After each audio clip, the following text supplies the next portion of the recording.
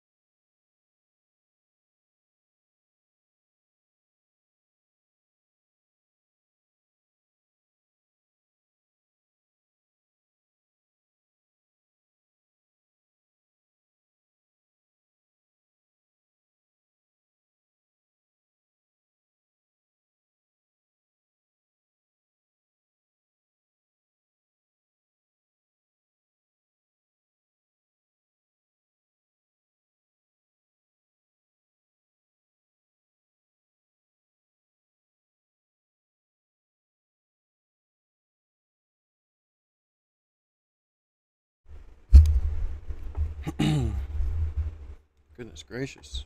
All right. Looks like we are up and stuck.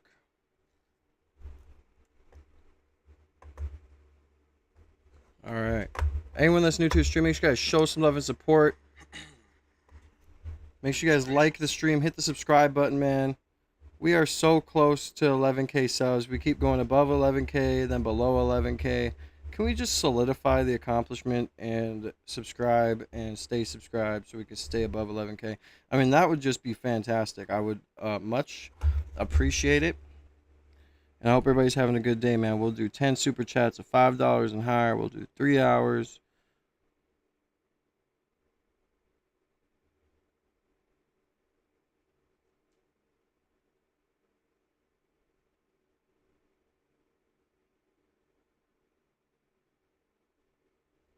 All right, man. I think that's it.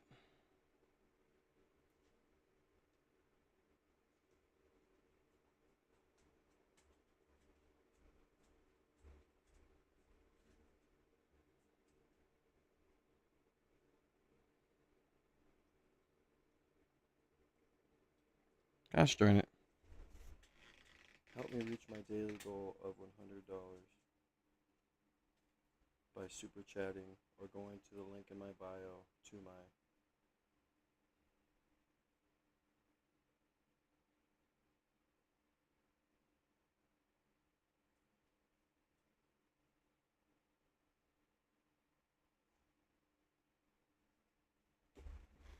There we go. All right, man. Let's run it up. Let me get when we get on. Yeah, man. A lot of stuff going on, bro. A lot of different stuff is going on. I think today, we'll just since we're just now getting back, I feel like a good way to stream would be, you know, kind of just we'll do some body cams today, and then we'll do some other stuff.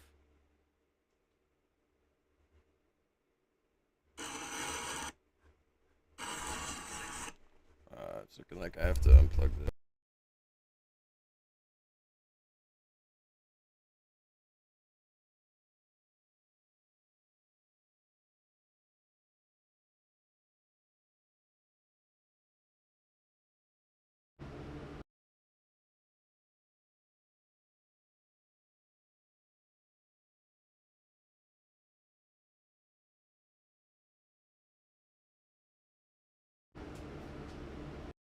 Ooh, baby, I'm in love with you, and you can't find me another one like you. All right, man. So a lot's going on in the internet verse today. Let's see if you guys can hear the video quick.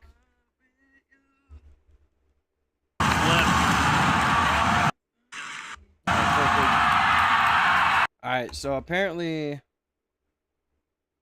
alright, there's a lot going on the internet right now, but we'll do some body cams, and then we'll do some other stuff. Make sure you guys hit the subscribe button with the notification bell, guys.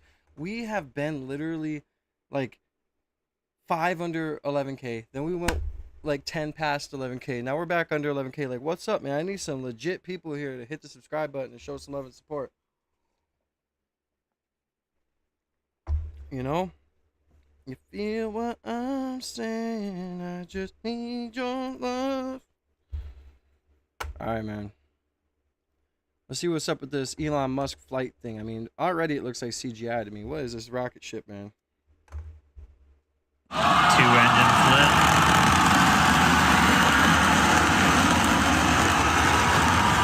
Successful flip.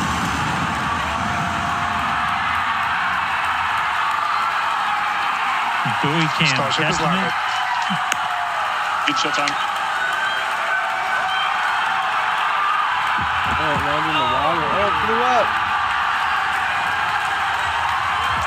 Man, those fish must be like, man, fuck. These guys always mess with the ocean.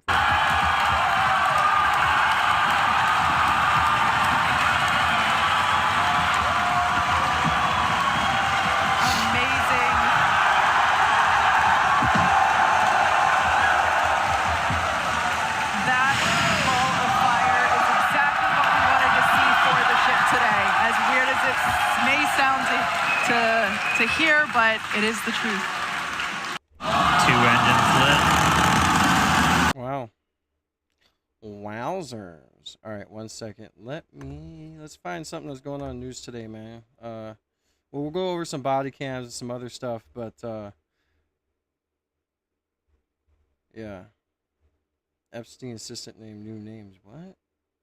We have new details this morning about the House Oversight Committee's interview of longtime Jeffrey Epstein assistant Sarah Kellen. House Oversight Committee Chairman James Comer says Kellen provided 3 new names of alleged abusers in Epstein's network. In 2007, federal prosecutors labeled her a potential Epstein co-conspirator, but Kellen told congressional investigators that she is an abuse survivor herself. CNN's Annie Grayer is in Washington. Now, Annie, you spoke to Comer after... Imagine being, like, accused of helping Epstein and being complicit. And all of a sudden, the way out is like, oh, no, guys, I was a victim, too. That closed-door interview. Tell us, what did he say? Yeah, Danny, this is some of the most candid that I've heard from Chairman Comer, and that he said Kellen provided them with really substantive information that's providing them with potential new leads to go down and new names of potential alleged abusers for them to look into. Now, this interview happened behind closed doors, and Comer is not revealing the names of the 3 individuals, but he says that his committee is going to be working to release this transcript of the closed door interview as quickly as possible. Take a listen to how he framed it all to us yesterday. Of all the people that we've interviewed thus far, this was by far the most substantive and productive interview that we've had. She gave us 3 names of people that were involved in abuse. These were new names for us. So We'll be releasing the transcript as quickly as possible. Can you share the names of those abusers now? We'll get them as quickly as possible, and it's still going on, so I don't want to do that. You'll find out very soon. Now, Kellen is considered a controversial figure in Epstein's orbit because, as you mentioned, she was listed as a potential co-conspirator back in 2007. But in her closed-door interview yesterday, she laid out in great detail how she was actually a victim of Epstein's abuse. And we received her opening statement to see those specifics there. And she was asked a lot of questions about her experience as a victim of Epstein's abuse. She was also asked about her views on Ghislaine Maxwell, who is Epstein's co-conspirator, currently serving prison time. And she was asked what her views were on Maxwell and if Maxwell should be moved to a lower security prison. Kellen said no, according to a Democrat in the room. She was also asked if she believed that Maxwell should receive a presidential pardon, and Kellen also said that she didn't believe that either. Now, all of this gives the committee a lot of new information to look at, but at least one Democrat in the room, Raja Krishnamurthy, told reporters after that while Kellen was forthcoming in some areas, because she was in the room voluntarily, she didn't have to answer all of the committee's questions. And because she has so much potential information for the committee, they may consider wanting to call her back under subpoena. But a lot of information for the committee to go through before their next big interview with former Attorney General Pam Bondi next week.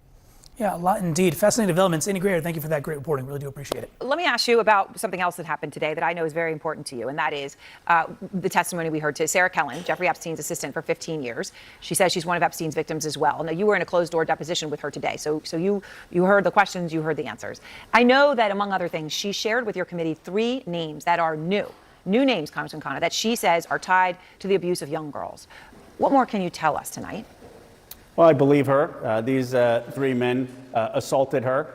I don't want to say the specific names, but I will leave it as one is a business person, politician, and other 2 were celebrities. And it shows how broad this Epstein class is of men who either assaulted, abused, trafficked with young girls and with women. And that's why we need... I mean, the Epstein thing's serious, and there's a lot of shit going on, but, bro, I'm so tired of hearing about Epstein. Anyways, let's get into, before we get into some body cams, what I found interesting, and it's no surprise, obviously, but I'm doing it for the clip, but, you know, clavicular, bro, he is just, I don't know what's up, bro, but he be treating his girl wildly, bro, like, insane.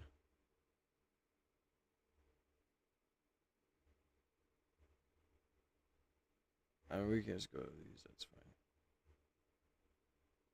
Yeah, I mean, it's to no, like, surprise, but... Is my webcam messed up, bro? Come on, help me. What the fuck?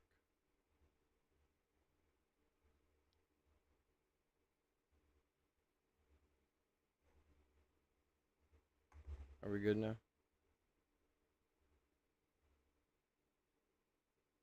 All right.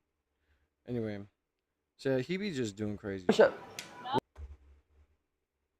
Like, I don't know. This girl has to just stay with him for the status, like, because he's doing, like, OF allegedly, and this girl has to be staying with him just to be, like, getting the bag off him or something, bro, because he be treating this girl crazy.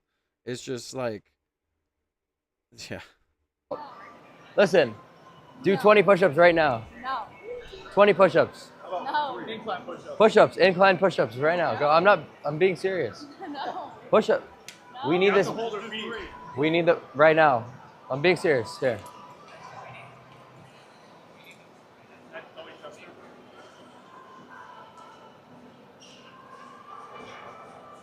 Yeah.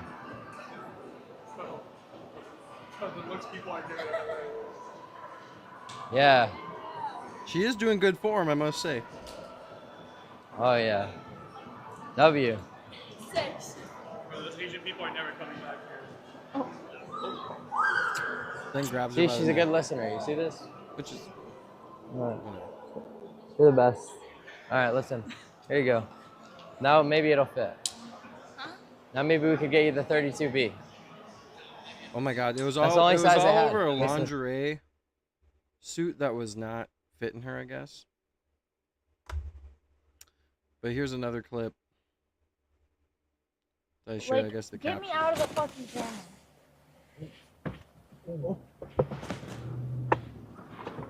What are you doing? Alright, move it. Please, move it. What? What? Oh. Move it that way. I'm not trying to be in the camera. Look at his face. He's like, what? Move it. Why are you? I'm not gonna be on the camera. Why are you chimping out? Okay, put the stream on pause. Put the stream on pause. Put it on. Put it on pause. Keep on screenshotting me. Put it on.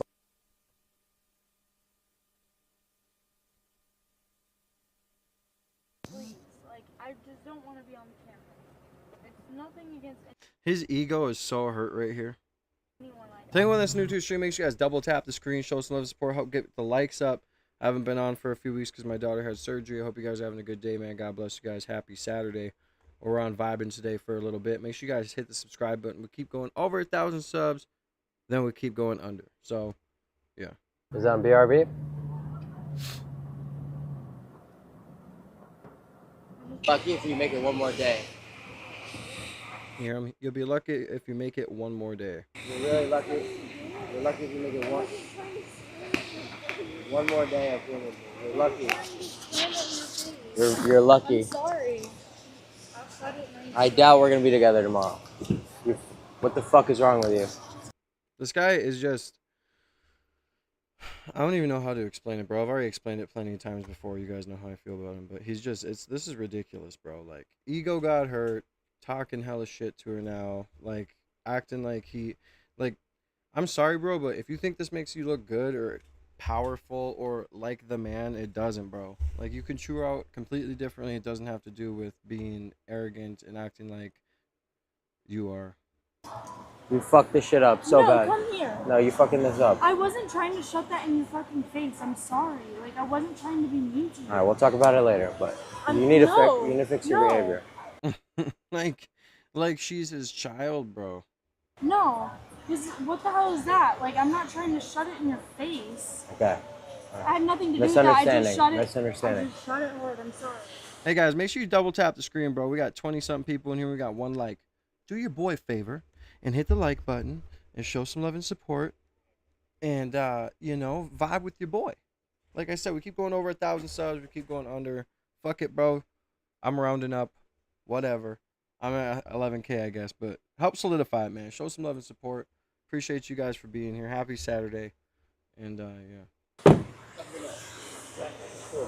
Bitches. So apparently he was mad because she was trying to slam Shut him that in your fucking face. I'm sorry. Like, I wasn't trying to be mean. Like, this guy is verbally abusing this woman on stream, bro. Like, she... Alright, well... I was just thinking this the other day. Clavicular is the guy, like, the way if he continues to treat people like this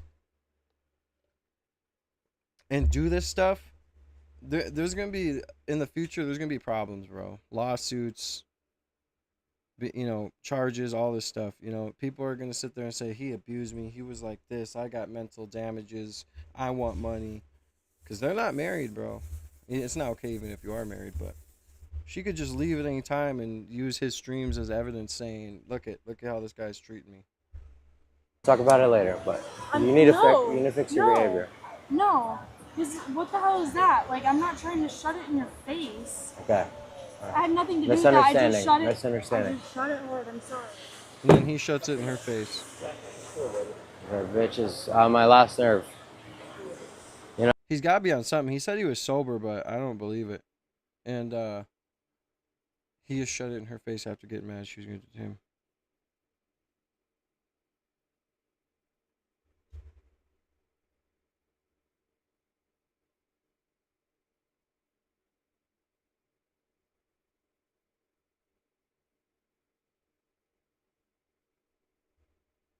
You know what I mean? Unfortunately, Yeah. What do you think? What was that? let's have a good fucking night. Was that OD or? So I know. You think I was right? You're right. I mean, Do you think I was right? And that's the thing, too, like, going off on her and then seeking to your friends for validation. When these guys are already yes men, my friends, like, these guys are already there saying yes to whatever the fuck because, you know, it is what it is. Like, they're just going to tell him he's right just because he's, like, the bag, you know? They're his friend.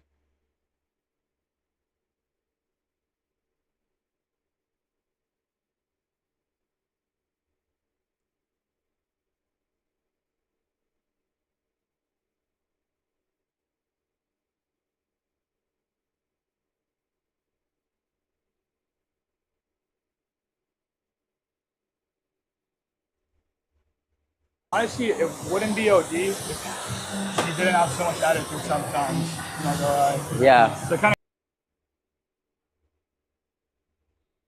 Yeah, that's why I feel like saying Tim Fox, welcome in. Anyway, everybody double tap the screen, man. Show some love. Get the likes up, bro. You guys are fucking losers, bro. Like the stream, homie. Bro. Anyway, here's the last clip. Right. This guy is just, I don't know, bro. I don't watch his streams. It's just the clips that I see out. And it just doesn't put, obviously, a good taste in a lot of people's mouths. When? Last night. When it was like 1 a.m. No, That's when I went into my room and watched. Like Your mom wasn't home. yeah. If I was. Your mom wasn't home, and no, I didn't see your dad down here when I came down here. We all came down here, and your dad wasn't down here. It's like if I went to your house, like I would show respect. I'd interact with your parents to get to know them. I do. What? No, you don't. You haven't once. I do. I spent time with your mom and talked to her today. Okay. Well, yeah. All day. A little bit. But... And then with your dad, it's just like, well, first that was like I was really shy at first, and like I don't want you to be shy around my parents. I didn't really see your dad. I was the first time. Yeah. What about my sister? It was like. You like my sister? Yeah. But I'm serious. Your dad just wasn't down here when I came down here. Okay, well tonight after I'm not. You get home from dinner, just talk to them a little bit. That's fine. I would. Obviously, I will talk to your parents. Yeah, because it's very important. And I know. Family is very important. Yeah, that wasn't very enthusiastic. Obviously, I'll talk to your parents. I know. I saw you and my sister talking though. You guys seem like you get along. She likes you. She's a good girl. She doesn't do anything bad. She's a good girl until she starts hanging out with you. No. I was actually giving her advice. Oh, shit. Oh, no. Here we go. On what? No, on what not to do. Like what? Like, don't do, like... Basically anything well, you I did? told her that, because she's telling me about parties and stuff, and I told her that she should never, like, don't drink, like, know your limits no matter whatever you Know your limits? She's When 15 you years get- old. She Well, shouldn't no, have I'm a fucking telling drink her- in the first place. Know her limits when it comes to getting in the car with people that are driving. I No. told her, No. You were about to talk about alcohol. God No. damn it. She's 15 years No. old. Know your limits drinking. No, not know my limits. Not I'm gonna know your I'm gonna limits lose it. drinking. I'm saying, like, know your limits when it comes to, like, what you're doing with people. What you're doing In with general. people? Like, in general, like, going out to parties What do you mean and what stuff? you're doing? She's 15. She shouldn't be doing anything with Yeah, anyone. like, getting into the car and, like, having them drive you places and, like, your friends that you make. Like, yeah, you have to be careful. No, And you're saying one thing, and then I'm like, what the fuck, and you're changing it. Getting in the car? Yeah, right. What you're doing with I people? told her not to get in the car with anyone.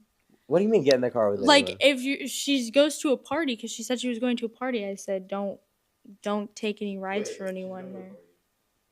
Yeah, she said, yeah. What the fuck?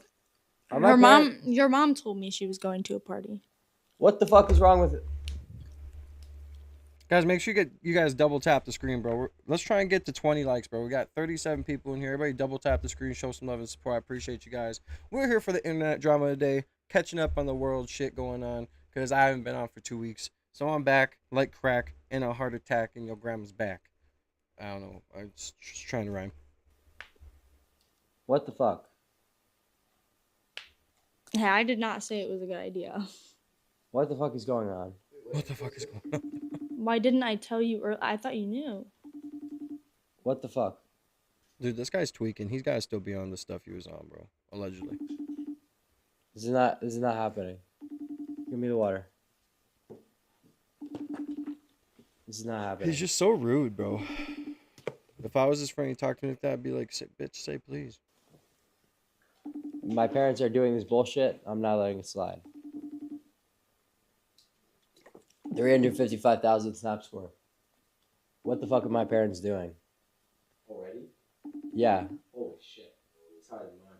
If I was, oh my god. They're probably watching him and like, no, I'm not gonna pick up. It's like a million plus. Yeah, it's over 1 million. Sure. No. Mhm. No, it isn't.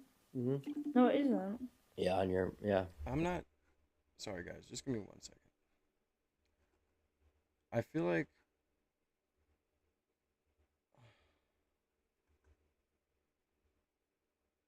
Million plus. Okay. Maybe it is right. Okay. No, it isn't. Mom, why is she going to a party? Who? Riley. She's 15 years old. She's at a game. You said she... No, she's going to a party after. Yeah, it's a pool party at somebody's house. A pool party at someone's house? That's the worst thing I can think of. That's literally the worst thing possible. I really can't think of anything worse than that. Hello? Are you on stream? Yes. No, I'm muted right now, but like it's insane. You know, she can't. Why, do you guys want to go? No, she can't go to that. She's 15 years old. What? You want to go in there drinking? I don't understand. Did you see how I came under budget with the girls? Yeah, good job. But Mom, seriously, Yeah. what the fuck? Like, are you Yes. guys not? Are you not looking at anything? Let's talk about my bonus. Now you want money. Now you're begging me for money. What is wrong with you guys? Okay. Can you be a parent for 1 second and make sure she's not going out and fucking drinking at pool parties, doing stupid ass shit? But I'm gonna drive. I'm gonna be driving. It doesn't matter. 15 years old. Oh my God, bro. You should be like... Just because he was an incel most of his No. life doesn't mean that his sister has to be. Oh, like Who's here for the Be his boy then. At the end of the day. Who's here for the brand risk event, by the way, guys? I don't know nothing about it. I just know who this guy is, and he's kind of funny, and he's fighting, so... Brand risk, I don't really even pay attention to the fights, bro, unless it's like something that... It must not makes really be his sense. boy. That's kind of sad, if you ask me. Go Stop ahead. playing with Johnny Manziel, okay? Go, Johnny, go, go, go. Good, He's chilling Ray J. right now, but Ray he's going to J. go in the Ray ring. J, I have no Dead problem. homie. Ray J, everybody just seems to, when Drake gets brought up, everybody tenses up a little. Wasn't Ray J dying, bro? Like, wasn't that a thing? Wasn't that something going on? He had like a heart thing going on. His mom trolling him because he was obviously high. He shops at baby. Yeah, dude, for sure, dude. I know. He says, I'm sober, I'm gonna have to be sober, blah, blah, blah, because he almost kills himself on stream, or unalives himself, I mean, sorry, YouTube. And now he's just still coming back all messed up. He's gotta be doing something, bro, allegedly. But I don't know, when you're that rich and you're up in that type of lifestyle, anything except... A little bit. All I'm saying is, it's a simple fact is that how you're not here for your boy. That's kind of disappointing. He's your number one man, supports you all the time. How you not showing up if you're Drake? He shouted Is Neon fighting on this card? him out in the fight. He already oh, said. he did? Shout Well, why out to isn't the he here? fight. If your brother's going to war, why the fuck Drake wouldn't you got be it. He here? just dropped the I just think, Bob, album. you're going to run into more smoke outside of this when you walk around than you That's really fine. want. We're I think you should. We're not. Tread very light. We are tread treading lightly. lightly. We are treading lightly. At the end of the day, I would say that the same thing as anybody else. If Neon didn't show up for Aiden, I'd be very fucking disappointed in Neon. I'd be the same exact way. It's not just, I'm not cornering Drake. I'm just saying it's just a simple fact. If he's your boy, why the fuck isn't he here? Drake is my friend too, and Drake is busy. Drake right is now. everybody's He'll be friend. here I don't know tomorrow Drake. I've never met Drake. If he can't Drake's make a solid it. guy. Drake, I know. Drake We will all be know here. that. solid Guys, guy. I guess I'm the only one that's not like, I'm not anti-Drake. I'm just asking a standard question. can't tell. If he does not show for his boy, that's all I'm saying, Ray J. So he doesn't show up for his boy. It's not the fight yet. He might surprise us. Who knows? But Drake's on tour. He's working on a new album. He just dropped it. 3 albums. He got shit to do. But he Damn. might pull up tomorrow for it, homie. Man, okay. That's it. Drake is my friend. Okay. Well, All right, let's- I'll get my bad, Ray J. I got you. I All right, let's get to the crowd. I have nothing wrong with Drake. I'm just saying. Why did it show him fighting for the thumbnail of this video? That's why I clicked on it. Alright, man. I think it's time for some body cams, bro. Straight up. Oh, what was that one video I was going to play? It's online, bro. Has anyone watched The Crash? Let me know in the chat, man. I haven't watched it. I've been thinking about watching it. I mean, it seems interesting. And I paused on a not so flattering face. So yeah, I mean, what a great intro to the video. I don't like to see that the Shirillas are not remorseful and that they just can't say they're sorry. We're continuing our coverage of this newly released documentary about the case of McKenzie Shirilla by speaking to the sister of one of her victims. I want her thoughts on this documentary, what McKenzie said, what she observed firsthand of this murderer, and how she and the families are doing, and also, and this sometimes gets lost in all of the legal cases, what was Dominic Russo really like? Welcome to Sidebar, presented by Law and Crime. I'm Jesse Weber.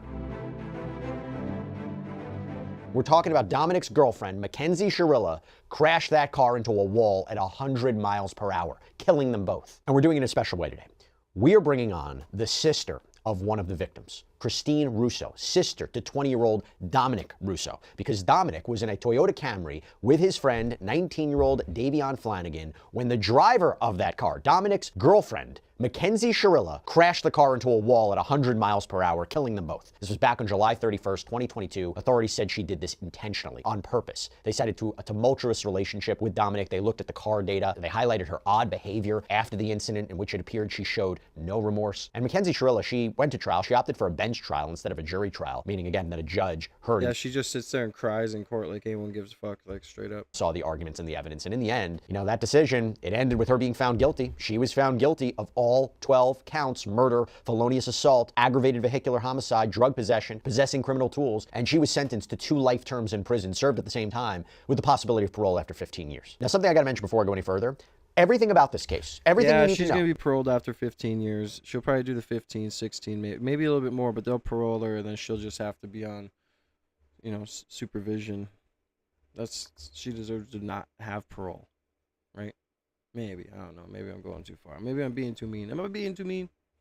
The case files on this case, okay? If you want a deeper dive on it, if you want to read the filings, see the evidence, it's up right now on the Law and Crime Plus app under the case files. We built a case file for McKenzie Shirilla. You can check it all out there. Okay. By the way, we did a whole Sidebar episode on this as well yesterday, because there is this new Netflix documentary. It's called The Crash. It premiered. And in it, you actually hear from McKenzie Shirilla, okay, in prison. And she made certain comments, statements in this documentary. I haven't watched it. I should, though. Documentary that have, you know, it has made the news, like where she said, I'm not a monster. I'm not saying I'm innocent. I was a driver of a tragedy, but I'm not a murderer. She said that regarding Dominic, we would have probably been married by now. We argued, we got back together, we broke up, we got back together. It was rocky, but it was good. We were in love. By the way, I'm going to ask Christine about this. You'll see this interview. And again, how she doesn't remember anything from the night of the crash. I remember turning on the street, and then I'm waking up in the hospital the next day, and my whole life is shattered. Now, I mentioned this yesterday. I'm going to mention it again. Netflix's fan site. Well, if I don't recall correctly, they had like a bunch of mushrooms in the car and stuff, and they found a scale. So, and that's already bad. But I mean, you can imagine what they were taking. I didn't see the report on if they did do a blood draw on her or like a spinal tap or whatever the fuck. But if they did, I wonder what it came up with.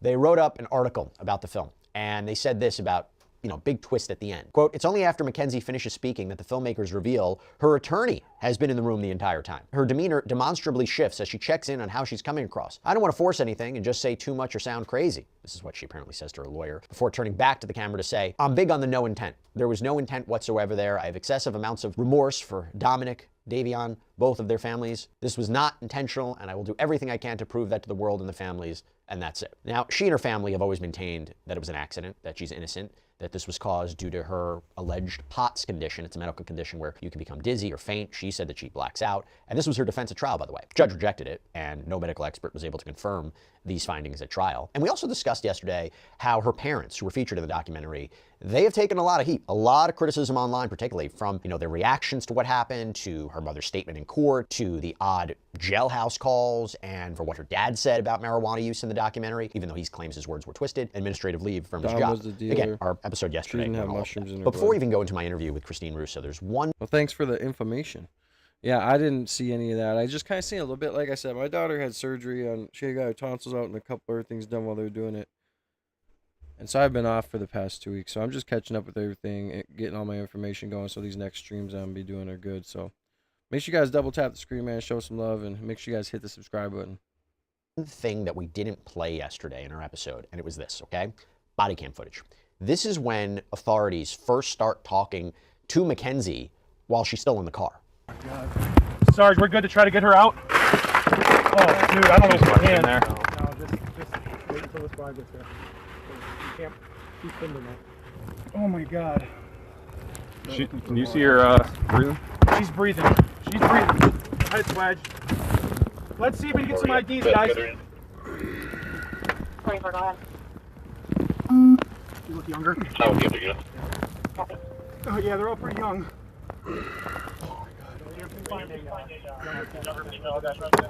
I don't feel anything. I don't feel a pulse. She's breathing. I saw her stomach. Her stomach's moving. Oh yeah, yeah. We got two that are gone. Yeah. She's moving a little bit. She can move her leg.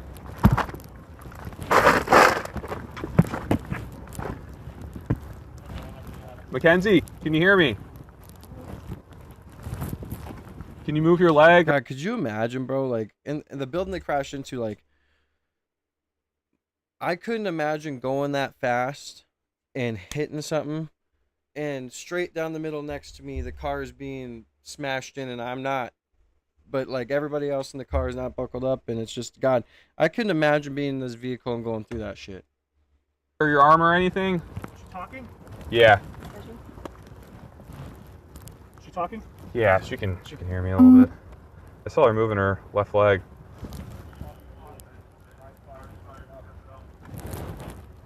Mackenzie, this is the police department. We're gonna get you out of here, okay? We got the fire department on the way. You're stuck in here pretty good. And then talking to her in the ambulance, where she appears to answer a couple of questions and then stops answering. Okay. Do you remember what were the names of the people that were in the car? Dom and David? Davian? Damien? Davion. Do you know his last name? Okay. Do you know where he lives? Staying with her in town. So now, as McKenzie Shirilla is locked up at the Ohio Reformatory for Women in Ohio, and yes, it's possible I need you guys to say what's up in the chat and double tap the screen, man. Help me get in the algorithm. Y'all are so dead. I get I took 2 weeks off, but quit being lames, man. Quit being lames, man. God damn. Firing me up. Be paroled as early as 2037. This is according to the Department of Corrections. I mean, she would be in her early 30s. I do want to get some perspective now. I want to get some context. I did this interview with Dominic's sister, Christine Russo, who hosts this podcast. It's called the Big Sister Unhinged podcast. And she has been very vocal about this case, the documentary. Here's my interview with her. All right, joined right now by Dominic's sister, Christine Russo, who, by the way, launched a podcast I encourage everybody to check out. It's called the Big Sister Unhinged podcast. And Christine, thank you so much for taking the time to come on here, particularly now. I know it's not easy talking about this. I know it's not easy talking about this when it's so in the news right now, but I think you're doing something incredibly unique. And before we even talk about the documentary, why did you want to launch your own venture here, your own podcast? Because when I'm listening to it, it does make me wonder, is it not only bringing attention to your brother in this situation, in this case, but is it also therapeutic in a way? Does it help? Welcome in, Natalie. I hope you're having a good day, man. It's nice to see you. That's why, like, on these weekends where my baby mama has my kids and I let her see them, it's nice to stream because I get to see, like, you come through and other people who are part of the channel that I usually don't see much in the morning come through, and it's nice. So I hope you're having a good day, Natalie. God bless you. And, yeah, I don't know. Have you heard of this situation here, the crash with this girl? I don't know. I've never seen the Netflix series. I think I should look at it, but it is what it is. Welcome back, Cheryl. Much love. I hope everybody's having a blessed day, man. God bless you guys. My daughter's birthday is Monday, so, and she just had her tonsils out about 2 weeks ago. Tuesday will be 2 weeks, so she got it in time for her birthday, so we're about to have fun Monday. So that's what's up with me lately. In a way. Mm-hmm. Yeah, I launched it for several reasons. Being therapeutic is just one. I knew that before this Netflix movie came out, for years it's been a talk around the community. It's been on the news, a couple of shows, but I had a feeling that this was going to be so humongous. And I also have had to battle a lot of misinformation, a lot of lies spewing, and a lot of movements about freeing my brother's murderer. And I've been dealing with that for quite some time. And I've always felt and my entire family, very helpless. Being so small on the internet, trying to... Is that, so that, I gotta rewind it. Did she just say that she killed her brother? Was going to be so humongous. And I also have had to battle a lot of misinformation, a lot of lies spewing, and a lot of movements about freeing my brother's murderer. And I've been dealing with that for quite some time. And I've always felt and my entire family, very helpless, being so small on the internet. Oh, well, tell him happy birthday, Natalie, for sure. Tell him happy birthday. How old is he turning? Mine's turning 4. Not trying to correct misinformation. So I really just tried to establish some type of platform so when this aired, they could hear our voices. What's the response been like to your podcast and your, what you've had to say? So much support. There's of course going to be trolls here and there, but overall, I was not ready to have so much support. I was like, wow, I didn't know that this would be so awesome. You know what I'm saying? I've heard other stories of people sharing their grief with me, just how I've made people feel better. My family. 16? Man, I am not ready for my kids get that old, dude. I can't do it. I want them to stay young. Makes me sad thinking about it. Time goes by too quick. That's why I try and soak up every moment, man. But my daughter's growing up too quick, especially my youngest one. Like, you just want them to stay at that age where they're not babies, but they're not showing signs of getting, they're like right where my youngest is right now, and I just don't want it to stop. Family is very thankful for sticking up for Dom. Like, it's just been overall a better experience. And the only other option that I had was to sit back and watch everybody else online talk about my brother and talk out the side of their neck, act like they know facts or, that they're all medical experts or mechanical experts. And, it was either sit back and watch the internet run wild with misinformation or do this. So did you watch the whole documentary? Did you sit through did you watch all of it? I got to preview it. The producers flew in from the UK in January, and I previewed it then, helped make some edits. They took out some things that were not nice things that were said about my brother from certain people in the cast. And but since it's been out as of last Friday, I attempted to watch it for a minute or two, and I can't get further than that. I don't want to see it. Is that because it's so difficult to revisit this moment, or is it because there's information in there that you say is not true? I don't like to see that the Shirillas are not remorseful and that they just can't say they're sorry. And it's more of, I'm really good with disconnecting and making this like a story sometimes where it's like not actually that my brother is gone in real life. It's like I'm kind of out of touch with reality a little bit. So watching it, it's just overwhelming. When you say misinformation, whether it's what you believe was in this project or online, what is some of that misinformation that you're trying to correct? Right off the top of my head for instance, Landon and Rosie, they make themselves out to be my brother and Davion's best friend. Like, they told the world on Netflix that they were best friends. And at the same time... Well, you do have a busy month, Natalie. And see, that's why it's good to have kids young like we did, because you're still very young and you get to enjoy your time with these kids at this process in their life, and it's awesome. And that's one thing I'm not excited for it, but I really, it's going to be awesome to see. But I don't know. I just love my kids the way they are now. I feel like I'm going to be more lonely when they grow up, They turn around and say very terrible things about my brother and his lifestyle, and things like that. So I want to make it clear that they are not his friends. Then they weren't Davion's best friends. They were acquaintances. They say things like, "Oh yeah, I was best friends with Davion," or "I was best friends with Dom," but he was a drug dealer. It's like, no, they're Kenzie's friends, trying to make my brother look bad. Those are her best friends, and they just put my brother down, and that's where I draw the line. Is my brother's not here anymore, so now I'm going to defend him. So I just want to let the world know that they are liars. What about misinformation regarding the actual episode, the actual crash? Yeah, I bet they're all allegedly, by the way. I bet you they were all selling it. You know what I mean? Because if that's the friend group, they're all. I mean, I know how it works, bro. They're all selling it. They're all making money together. They're all doing it together. Sure, you talked about, you said everybody acts like they're mechanical experts. Have you been trying to battle people who say that this was not what the judge found it to be? It's all over the place. So, like, one piece of misinformation or that people, went left with was, let's say the 253. Did you see the movie? I saw. I didn't see. Did you watch it? So I didn't see the whole thing, but parts of it. Yeah. One of the pieces of it is Dominic texted my dad at 2:53 in the morning, "I love you." Everybody was like, "Oh, that was suggestive that he, knew this was going to happen or that he had something to do with it." Completely left. I want everybody to know that my father texts all of his 7 children, "I love yous," all the time, randomly, and that's something that we do back. So it wasn't that was Dominic knew this was going to happen. I think every family does that, though, right? Or it was some type of piece of evidence. That was just, and it's not uncommon. We do it all the time. That's funny. Yeah, I can't imagine. You're blessed. So stuff like that. Trying to think of, like, there's things that the world doesn't know, like why we know she's guilty. So When the crash first happened, I thought it was an accident for a while. So did my dad, so did my sister. Now, granted, there's 7 siblings, so we were divided as to what, if it was an accident or not. And then some siblings knew other stuff.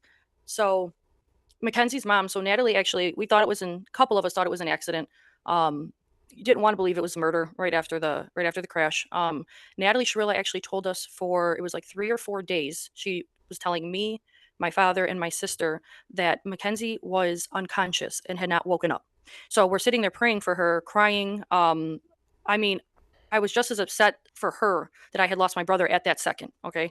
So for 3, 4 days, as we're praying that she wakes up from this coma or, being unconscious, and she's going on and on about how she's going to tell Mackenzie Dom's gone and, praying that she wakes up. And come to find out, just a few hours after she killed my brother and Davion, she's in the hospital bed videoing herself making TikToks. And her mother sat there next to her trying to get modeling gigs all over Instagram within hours after killing 2 people. So things like that. And it's like, why would you lie to us? That's how you found out? You saw it? That is crazy. What? You saw the social media post and that's how you found out? Yes, my cousin started telling us, I have a very large family, so with screenshots, and I'm like, something's not adding up. So then it's like, as soon as after the crash, they started corroborating their story and lying. And, I was like, why would she lie about this? Why won't she let her talk? Or why would she say she wasn't awake? Now it makes sense now. Even when the police came to her, just to give her back her phone, she looked at the police officer, she looked at her mom, she said to her, can I just tell them that I had a seizure? So immediately it was storytelling, so. What did you think about the way her parents were portrayed or what they said in the Whoa, documentary? Yeah, so man, I mean, I haven't really analyzed the clip. I'm sure it's on X. About the way her parents were portrayed. But yeah, I mean, she just zoomed into this corner, bro. And like I said, it just wiped the whole side of the car out. Like, that's crazy. What they said in the documentary. That is 100% them in real life. I've been with them. They were at my house after the crash. Like, I sat with them through the entire trial. That is how they are in real life. The dad has been very aggressive towards me, in hearings and things like that. And he shouts out certain things when it's not appropriate. Like, they don't care about us grieving families. It's like there's no remorse or no guiltiness or I don't know. I would feel if my children, knock on wood, God forbid, hurt 2 other people like that, and if it was an accident, like they say, I would be sending them flowers and baskets of fruit every week, or letters. I still wait for letters in the mail sometimes with an apology or something, and it never happened. It's like they don't care. So that is from the documentary. That's really how they are in real life. When was the last time you had contact with them? As soon as she was arrested. So November 4th, 2022 was the last time. As soon as she was arrested, never heard from them again. Steve has been placed on administrative leave from his job after the documentary. What do you think about that? I think the whole thing in general that my brother is. The crazy thing is, welcome in, Angela, sorry. The crazy thing is him losing his job or being put on leave. Like, you can't let a documentary do that to a guy. Like, how is he going to be punished for his daughter's actions, right? Like, oh yeah, it's parenting, people can say, but I mean, to go to the point where a documentary is put out and it's two-sidedly edited, it's going to look a certain way and portray things a certain way. No one ever knows the real truth. Like, how could your job put you on leave? Like, obviously I'm not sticking up for the guy. Like, shit could have been done different, but we don't know nothing. But apparently they're not remorseful, so maybe he deserves it. But I just don't think that a documentary is a basis to put you on leave. Unless it's seriously bad. But this was her fault, right? Is gone and Davion are gone. I think the whole thing is sad. So when I first heard, I felt absolutely terrible. Life shouldn't be like this. Dom and Davion should be here. She belongs in prison. But to me, it's like, I wish she wasn't born that way. I don't know if it was nature versus nurture or what happened to her, but to me, it's sad in general, but at the same, I don't like to hate. So, and I don't like to, right. I don't know. Well, look, talking about Mackenzie, the big thing was what she had to say in this Netflix documentary where she said she's, not a monster. She has remorse. She thinks about Dom and Davion all the time. She said it wasn't her intent. She was big to say it wasn't her intent. What do you make of those statements? It's a joke. You could hear the calls that, they have all of her calls recorded, and it's a little bit on my podcast that I try to listen to, and it makes me sick. But you can hear online all of her jail calls, and she's laughing at the victims, laughing at the family, laughing about getting famous. Like, she is just so full of it. It was completely rehearsed. She couldn't make eye contact. She talked a lot slower than she did. Like, that was not Ken. That wasn't Kenzie. In the trial, she cried after the victim impact statements were read. Cried and cried, and then come to find out, she went in the back. She called her mom. The calls were pulled, and she's sitting there making fun of us for reading the victim impact statements. Like, she's making fun of Davion's mom, laughing that why would she tell me to repent? Ha ha. And it's like, there is something very wrong with that person. Well, she and her family have always maintained, right, her innocence, and they keep putting, this defense of POTS. In your experience with McKenzie, did you ever see any symptoms of POTS? Not myself nor anybody in my family even knew that she had that. Neither was there any medical records indicating anything about POTS, I believe. Because that was discussed in the trial as well. But us as a family, we never knew she supposedly had this. I still don't think she does. I think that they looked up what kind of ailment or something you can have to say that you passed out real quick that's not detectable. I don't believe she has that. And I'm not a medical expert, but the way that it's infuriating, the way the street is that it happened on, it's a big, windy, like it's a long, windy road, right? And in order to maintain your car on the street, you have to maintain full control of your vehicle. You have to be driving with two hands at 40 miles an hour. I've done it. I've went through this just to see. So at 40 miles an hour, you have to have your hands on the wheel and you're whipping your car if you're trying to go at 40. 100 miles an hour, she would have been left, right, sideways. Like, if she really did pass out and stuck her foot down on the gas, she wouldn't have made it to the end of the building to smack a building. She would have been off in a ditch on the left or the right. Or Dom or Davion would have grabbed at the wheel. Like, it's just, it's bull is what it is. It's just not accurate. I don't know if you saw this, but I did an interview last night on my other show, my News Nation show, Jesse Weber Live. That was 2 nights ago. And in this interview, I spoke with Kat Crowder, who actually was locked up with McKenzie.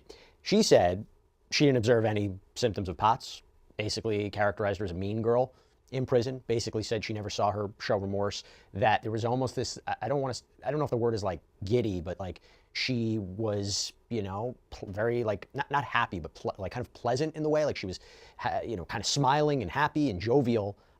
When you hear things like that, how do you interpret it? What do you think? Because it's kind of matching up to your description of, you believe she doesn't show remorse, and this idea of the image she's putting forward in the documentary is not accurate. When you hear that from somebody who was locked up with her, what are your thoughts? I'm going to try not to get sad, but I try not to cry and get upset, especially in these interviews, but I had one with Jumpsuit Pablo. It was like a week ago. And like the only time that I got upset, I went to say, he had told me in the calls that like she just doesn't show any remorse. And my thought was, oh my God, she doesn't care about my brother at all. She doesn't feel bad. She doesn't think about him. And to me, it's like he died, like she didn't even love him. You know what I'm saying? He died for no reason. And that really that pulls my heart out, like that she just doesn't care. You know what I'm saying? Like there's no anymore since she was tried and convicted and sentenced. It's never in all her calls or her actions. I haven't gotten a letter of I missed, like nothing. You would have thought that she missed Dom, but he's not talked about. She doesn't care whatsoever. So that really, it makes me feel like he died for no reason. What did you observe from their relationship? I mean, in the documentary, she says they were very much in love. She was thinking about marrying him. What did you observe of their relationship? No. My sister, actually, Nikki, lived next door to him while they were dating for quite some time. And just like any narcissist and abuser, she very much hid that in front of people. And he did share with his very best friends. Like he did share towards the end, just that, he was breaking up with her the last year. They had been broken up. He was seeing other people on and off. She was seeing other people on and off. It was nothing but toxicity. He was trying to let her go. He was trying to move on. And she had nothing to go for her. No job, no career, no schooling. Like she had Dom and that was it. And so it's just, it was, you're staying with me or that's it.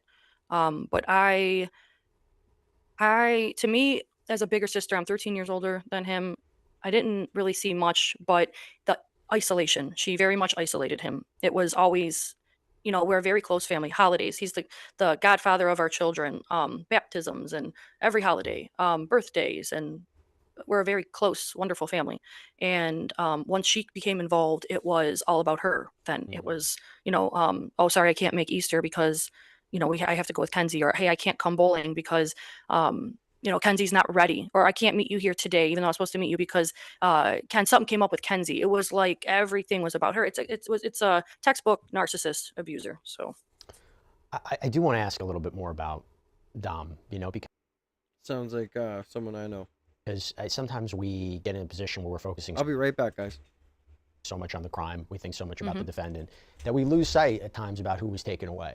Can you talk to us about what he was like, what your relationship was like with him? I was 13 years older than him, so when he was born, he was like my baby. Changed his diapers, fed him, woke up in the middle of the night with him, like taught him how to walk. Had that relationship. And then as he got older, he was like my best pal. And when I started having my own babies, when I started having my own kids, sorry. You don't have to apologize. You don't have to apologize. I don't know. He was real. I can't talk anymore. It's okay. It's okay. He was a really good uncle, and he was fun, and the kids loved him, and he loved us. But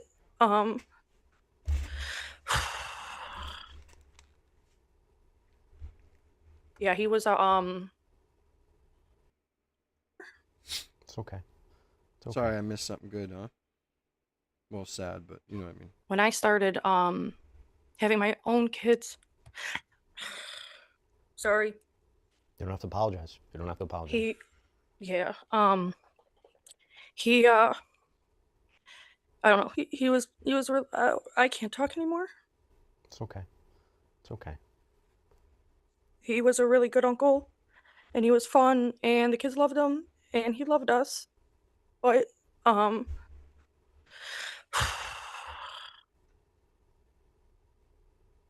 yeah, he was a really good person, ambitious, funny, fun to be around. You could see now after he's passed, like how this really affected so many people. Just goes to show how loved he was. Yep. I mean, that's what I see. That's what I see from following this case, from seeing it. Universally loved. I mean, it's such a special impact on all of you, and you get to see that. And I also understand right now that you have a special connection, a very strong connection with Davion's sister, right? I mean, can you talk to us about that? Because I also don't know what your relationship was like with him and his family.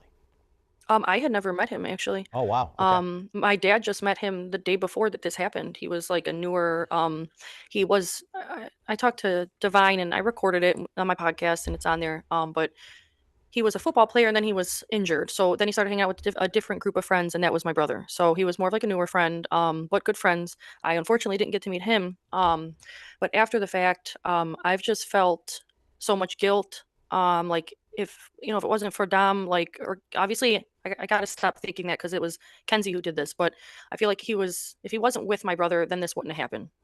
So I feel a lot of guilt about that. I look at two young sisters who lost their big brother. I feel the pain. And I'm very empathetic, so I can only imagine what they go through. They were brought up in foster care, and they only had each other. So I couldn't imagine, what they're going through. So sitting and talking with her, just because we're going through the same thing, two different families, but we're going through the exact same thing. So it's nice to sit down, and I don't know, I feel a super strong connection to her. She's amazing. I love her. I do. Scott's a real nice guy. Jamie, Delia, they're just really nice people. And my heart breaks. I mean, that's so great to hear. That's so special.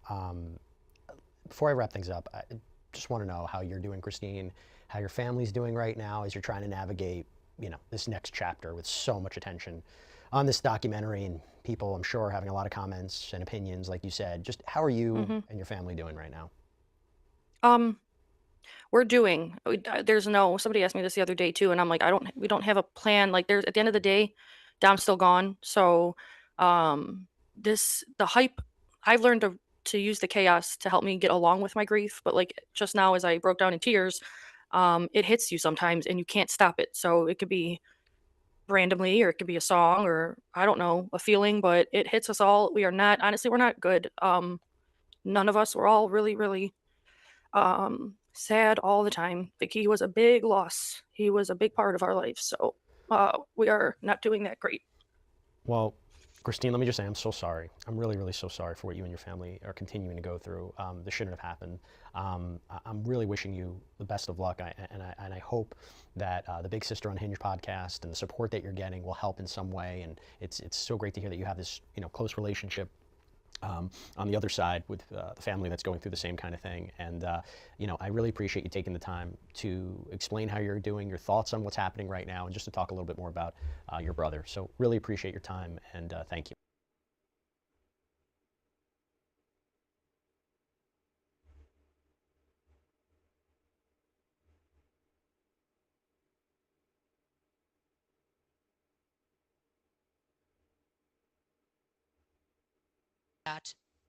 You should guys go support her. So I guess she's putting out. I haven't seen these pictures. Maybe you guys have. I kind of came on here to see what she would say. Slipper did not get stuck, and that the slipper actually became stuck as the vehicle crushed around it. So that was already put to bed in court. Yeah, so they already proved that the slipper wasn't stuck first. The only thing that was holding the slipper down was the actual vehicle being crushed around it. That's because when she crashed, her foot was still there on the gas pedal. Yep, they said along with her foot. Otherwise, it would have been crushed. Otherwise, it would have been crushed on the brake onto the brake pedal. But because her foot was still on, holding down the gas pedal, the car kind of crumbled a tiny bit around her foot on the gas pedal. And it held the slipper in place. They actually said her foot was also still holding the pedal down full when they. Thank you to Gamma4 for the subscription. God bless you. Welcome to the See Me Now family. Appreciate you for subscribing.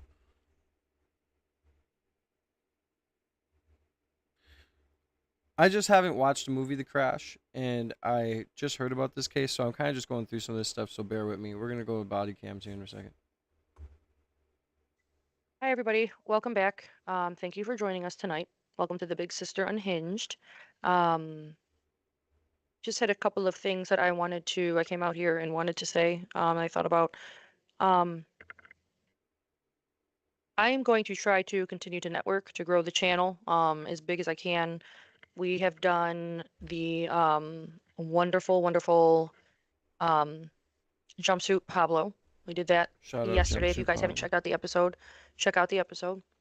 I have also had a little interview with Natasha Cooper on TikTok, and the full episode is listed on her YouTube. And I am going to get one lined up. I'm in the works of getting one lined up with Melly, I believe is her. I don't know if that's her. Yeah, if you could please leave a comment and let me know if there's anybody like that. What made you what do you think that this was more of like a true crime obsession? I know that you know every fact of the story, every fact of the case and everything. Was it because it was, he's related to you, or what was it that you? Oh, yeah. Well, it's been a really long time since I've actually had to dive back into it. But it did have mostly to do with the fact that he is my cousin. But there's a different piece where even if I was not related at all, this was a very compelling story. This was, the first thing that I recall seeing come out on it was Kendall Ray. You're probably not familiar with Kendall Ray. She is a podcaster, and she just does. Sorry, y'all. I made tater tot hot dish the other night, and I am eating the leftovers. Told my bro that I said, hey, if you want leftovers, you gotta be competitive with them, because this is the one dinner I make that I just munched over the leftovers. Stories about true crime and stuff. So I saw it on there first, and that was probably only 2 weeks or so after it happened, a couple weeks. I don't think she had even been gone to trial yet. But then I saw the Mean Girls murders, and that's where I really knew that this wasn't just compelling story for me because he's my cousin. This was gonna be one that a lot of people paid attention to, because just the way she acted and the way she was, it was so evil. It was just beyond what a normal person acted like. Yeah, so I'm gonna go watch this after the stream. A lot of people I gotta go wanted to see her watch go this down, movie. just for the documentary. pure wicked person that she had been. Yeah. Because I was interviewed a couple days ago. I was thinking, I just don't understand why people are so intrigued by the case. But then I used to be That's all I used to watch was true crime. And like I said, until you're on this side of the fence, it's not funny anymore. You know what I mean? It's not like interesting. It's not, God, it just fucking sucks all over the place. So that's where I shut that off, that part to this. Like, it's not a true, you know what I'm saying? It's not, I don't want to fucking hear about it, you know? That's just how I've been. So I was just wondering, like, what about it? You know, and another thing was like, why are people so, a lot of ignorant people are so set on how innocent she is, or make up things and twist and lies and say the most ignorant, dumb things. And it's like, what? Because she is, she's not that attractive. You know what I'm saying? So it's like, because she is not an ugly, not a super ugly person. You know what I'm saying? On the outside, is that why? You know, she's like a thin. She thought she was a model, man, but you aren't. You're not. There's nothing special about you. You know? You look like a twig. You are so ugly inside that you are so, it makes you ugly outside. Like, you are so ugly. You're the worst. Always worried about what you look like. I'm sorry. I'm really very fucking pissed off today. I can see hearing that. that. Yeah. I like it. I like this side of you. I mean, Well, you I gotta don't know, let it because out. people were calling me sweet, and I even chose that. I mean, we went through it for what, a week? Yeah. I had Becky creating all these logos every day, and I'd switch it. What do we switch it 10 times? All right. Yeah, I just want to check out her channel, man. Shout out her. Couldn't imagine going through it, man. But we'll go. We're gonna watch some body cams. Hope you guys are having a good day, man. God bless you guys, and let's get into it, man. Make sure you guys like the stream, share stream. Excuse me. Sorry. Told you he was threatening me. I told you. Told you he's gonna kill my. He's threatening. So kidnapping leads to insane plot twist. Kill my partner right now. He has a knife. Run! Where are you Run! going? Taylor, don't Why would she get in the car? Do not let her get in the car. God. Absolutely not. She's in the car. She's taking off. It's a race against time when Ohio police respond to an emergency call reporting a woman being kidnapped in broad daylight. But as investigators close in, they uncover a shocking revelation that no one saw coming.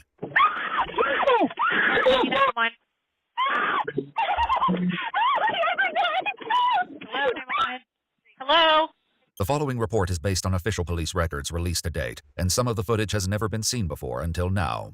It's around 5:30 p.m. on September 17th, 2025, when the caller, Chase, continues explaining what happened. Here's what I don't understand. Can you tell me, if he's threatening you with a knife, why did she get in the car with him? Because she was taking her car. I don't know. If he was threatening her, officer. Okay, no. Answer my question. Did she willingly get in with him, or did he force her to get in? I don't understand. It was quick as hell. I don't know. He had a knife. He had the knife. Chase tells the Jackson Township police that his 31-year-old girlfriend, Kayla Giltz, went to confront a man after he threatened to kill her and her family. That's when Kayla was allegedly taken hostage in her own vehicle. The suspect, 38-year-old Jamie Triplett Jr., is a registered sex offender and convicted felon. Kayla met Jamie while she was working at Stark Regional Community Correction Center, where he was an inmate. I called you guys earlier, and you sent an officer. I told you this is what was going to happen. Told you. Told you he was threatening me. I told you. Told you he was going to kill my family. All right. Well, you're going to get yourself harmed. I am not chasing anybody. I just need to make sure she's okay. Okay, but you are chasing them. Earlier today, Chase contacted police to alert them about Jamie's violent threats. The responding officer told Chase to contact them if Jamie showed up at his house, and that they may be able to pursue charges against Jamie for aggravated menacing. However, Chase jumped the gun and decided to follow his girlfriend Kayla when she confronted Jamie herself. Okay, you kind of just my case. This is what happened. I called her and told her what he said to me on the phone. I told him how he called our kid. He's going to kill your retarded kid. And she said, she snapped. I told you impulsive. She said, I'm going over there. Meet me over there to beat him up. And this is what I told her via text. I told her, don't go over there. Do not go over there. Come home. Come home. Come home. Come home. Come home. I go over there. He's in the car with her. I open the door and he pulls a knife out on me. She jumps out of the car. He gets out the car trying to stab me. And he starts chasing her around. She said, this is how you're going to do me? You're going to do me like this? I go to call the police. He gets in the driver's seat, turns her car on, goes to steal it. He says, get in the car. Knife, and I don't know. She says, he's stealing my car. He's stealing my car. And she got the car. And then she did this. SOS. SOS. And the phone got thrown out the door. So here's where you. How does he know the phone got thrown out the door? Just put me in a really. He might not even get charged with ag menacing now. I don't care. I don't care at that point. I don't care about the charges. I need her to be safe. But here's the thing though. Okay, but listen. Okay, but listen. If we would have got him ag menacing charges, he would have went back to prison. That's what I'm trying to tell you. At this point, I just want her to be safe. Stole her car. He's driving her car right now, full speed. Tried to run me over in the process of leaving. Chase, was she forced in the car or did she get in the car willingly? Had the knife. He had the knife at her and told her to get in the car, so forced. I don't want her to get hurt. So we're gonna have to enter her as missing and danger. So because she, Twice before he threw it out the window on 77. How do you know he threw it out the window? Kayla's boyfriend Chase, who is the father of her child, tells the officers that he has been tracking Kayla's cell phone through a location sharing app, and it hasn't updated since she was taken away by Jamie. There's now a race to find Kayla, who officers believe is still with Jamie, who, according to court documents, recently served 13 years of a 20-year prison sentence for the kidnapping and rape of another woman. Jamie was released under community control only a few weeks ago. I tried to follow them, but I couldn't keep up. Why would you go over there? She is manic, bipolar, BPD, and I told her what she said, what he said to us earlier about how he's gonna kill our son, kill our retarded son. And she said, I'm going over there. It's a gray Hyundai, I don't even know what it is off. okay, that's okay. With the search underway, officers check motels and talk to family and friends. According to police records, that night they visit Jamie's uncle, who owns an auto shop, which is where Jamie had taken his last kidnapping victim. When's the last time you saw him? 5 o'clock when I took him to work. I took him to work. We were laughing. He's in good spirits. Talking about getting his driver's license. Okay. Anywhere else where you think he might go to? Stay at friend's house, anything like that?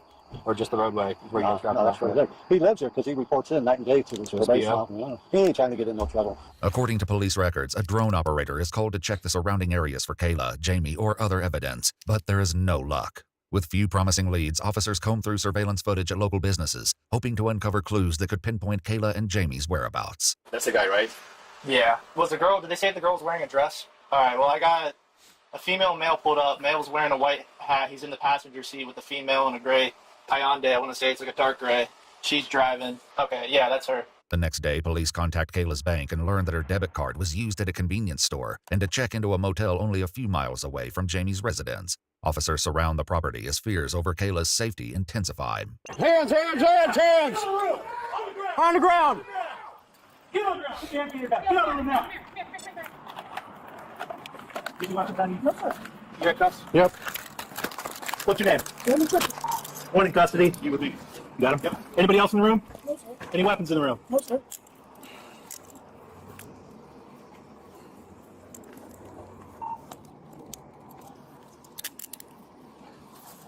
Go ahead, on your side. Okay, bend your knees. You okay?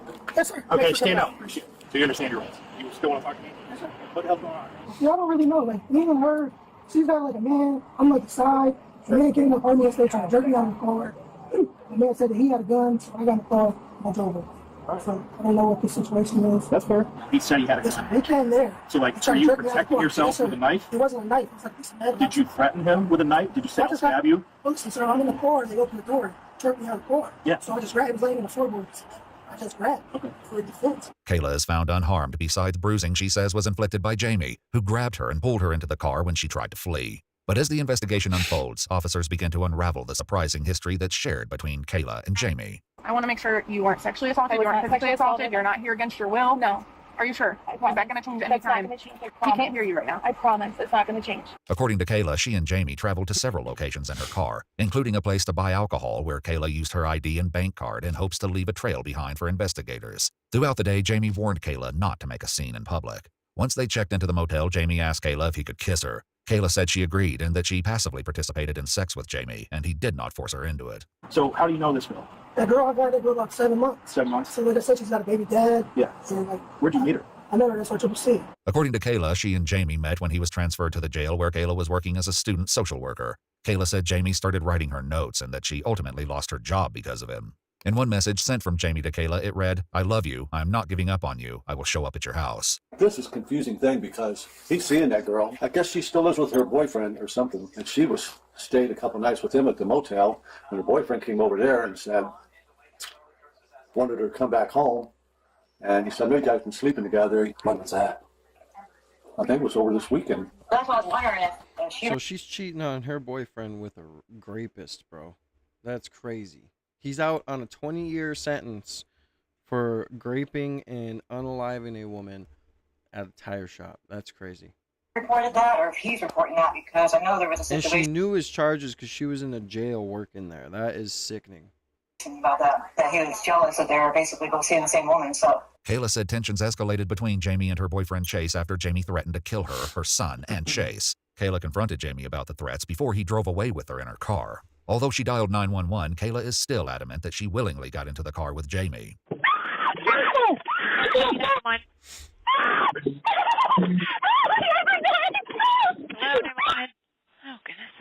Hello?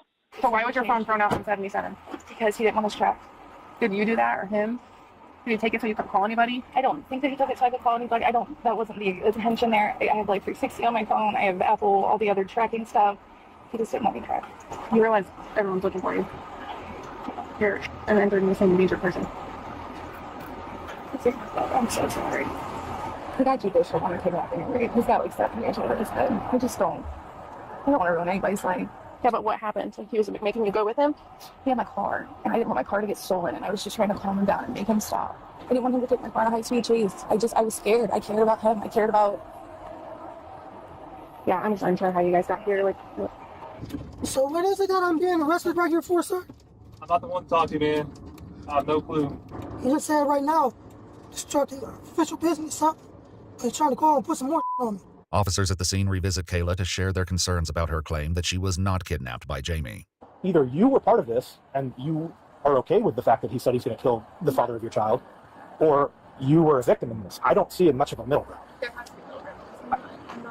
I'm not I agree there's probably some gray area, but you're either part of this problem, which is him hiding and threatening to kill people, or you're a victim.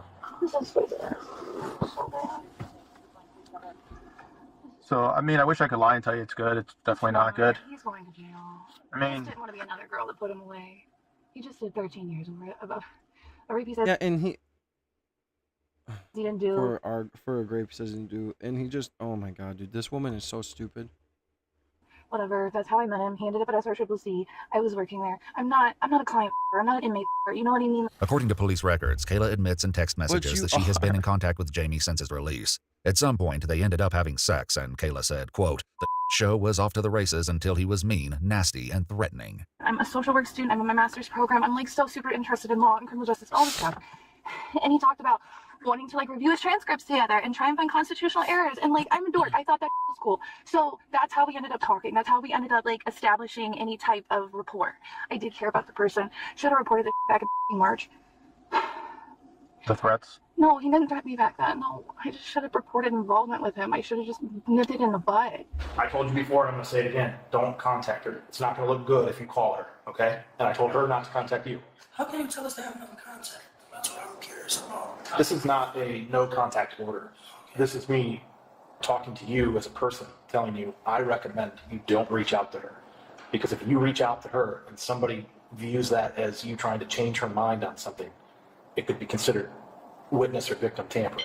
Police records show that Jamie attempted to contact Kayla days after his arrest. According to court records, 38-year-old Jamie Triplett Jr. was found guilty of tampering with evidence, disrupting public services, aggravated menacing, and 2 counts of criminal damaging or endangering. He was sentenced to 42 months in prison in that case, to be served consecutively to the sentence from his 2012 case. After his community control was revoked in the 2012 case, the court reimposed 10 years for rape, 10 years for kidnapping.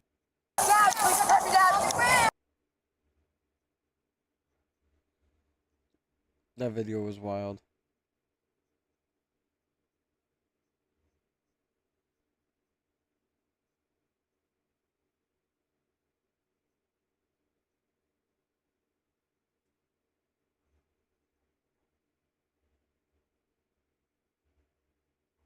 A brutal workplace shooting shows the dangerous side of humanity. I have EMS on the line right now. On March 16th, 2022, 41-year-old Stephen Alexander Smith murdered 2 innocent dentists in their own office in... We watched this one already.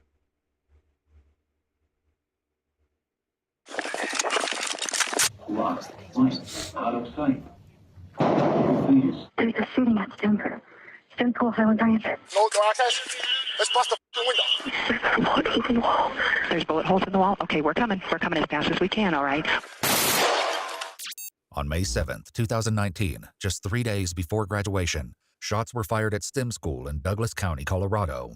The following report is based on police records, and most of the footage has never been seen before until now. Please note that while the following footage is intense, it does not show anyone being physically harmed or injured. The horror began almost at the end of the school day, just after 1:50 p.m. Countless additional calls to emergency services began to pour in. With each one, the situation appeared more dire. Where is the shooter? Room 107. Is it just a single shooter? Is it one person? As far as I know, but I don't know. Is the shooter down or is our shooter still shooting? What? We have to the shot, yes. Every second counted.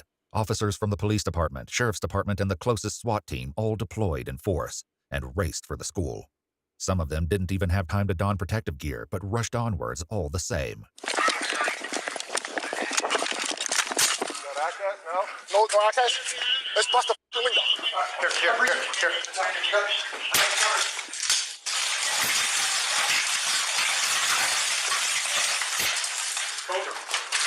Oh yeah.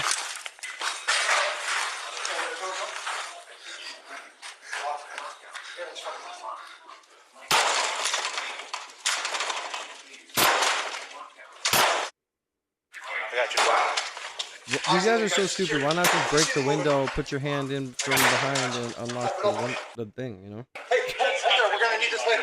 We gotta recover this.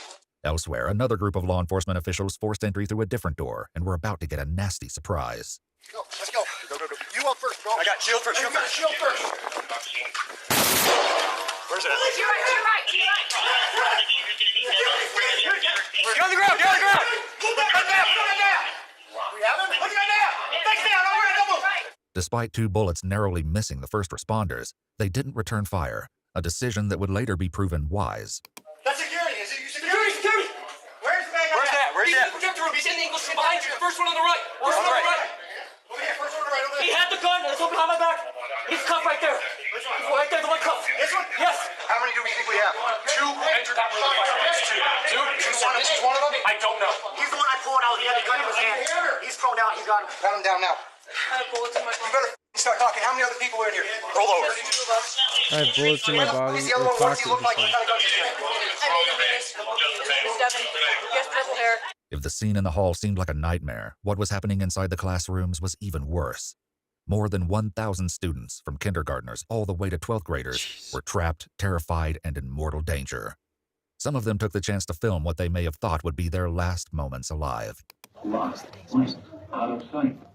Please, look down. When law enforcement enters the first classroom, the horrific scene they found was something straight out of a horror movie. Close your hands!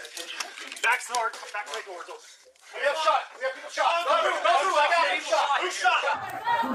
Out of sight. Anybody hurt? Please.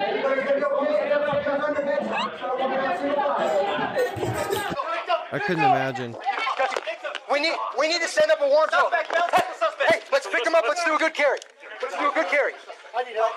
Good carry. All right.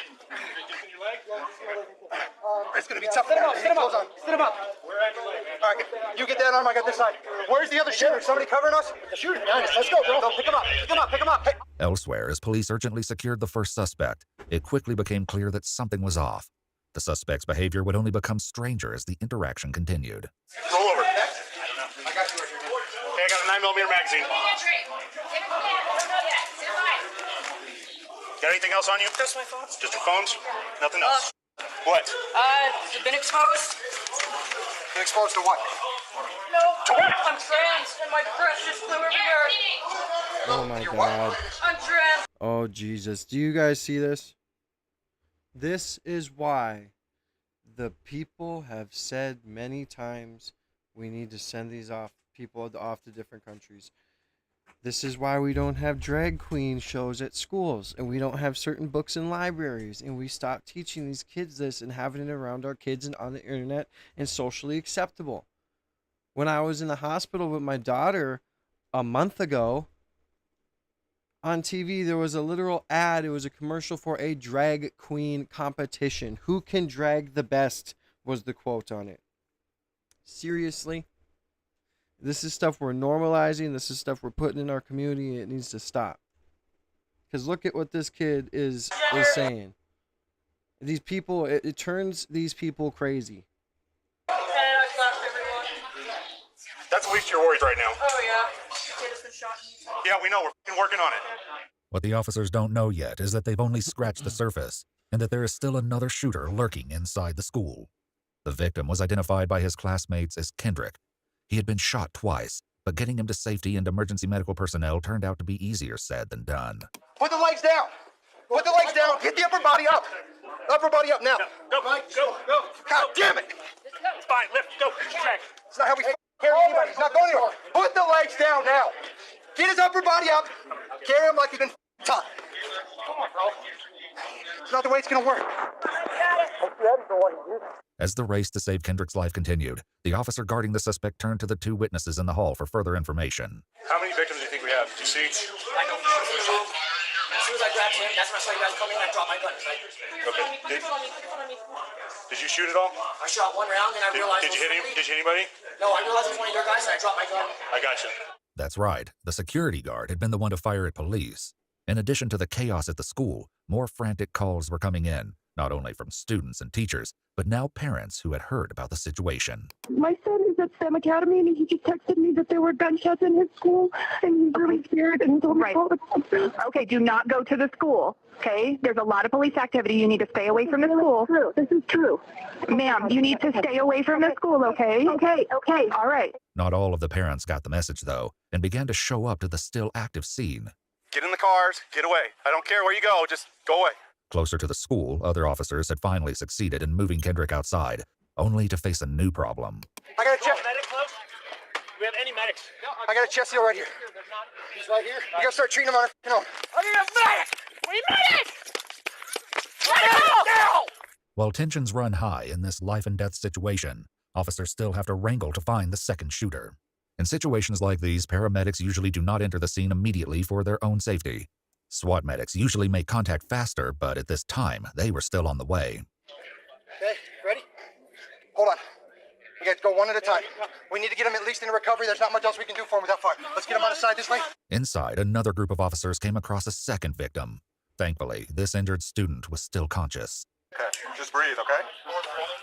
Ready? Okay, guys, we got a scene here. We got a scene here at the 106. We just want armed escort. We're coming out. We got you. Where's the medic? Medics! Left. A second victim was not the only thing police found. A boy with purple hair, matching the description of the second shooter, turned up in one of the classrooms. We just got one in here.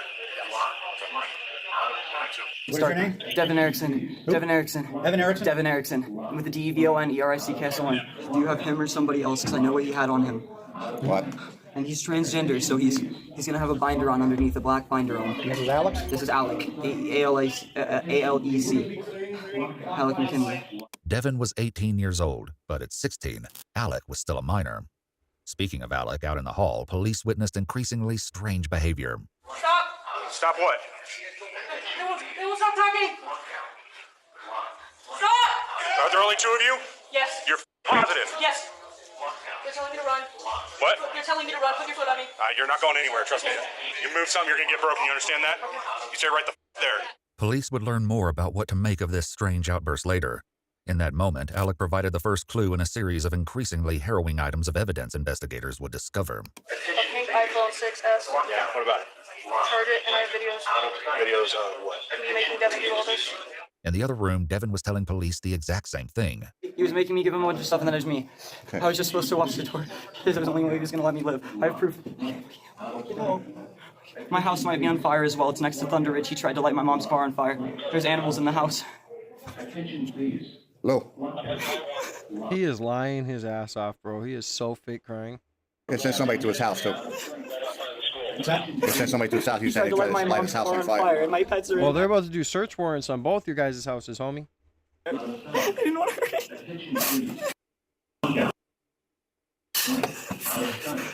Hey guys, just FYI, we're gonna move these guys here in a minute. Just stand by. We're gonna move them out. Okay? All right. Listen, I need to know any other people involved in this. Any of the people involved? I don't think so, but there's a chest rig in my car, though, that he had. I don't know if he put anything in the pockets. All right. Okay. You ready to go? Alec was also ready for transport. We're ready? All right. All right, roll to me. Stand up. Alec's mother, Morgan, was brought in.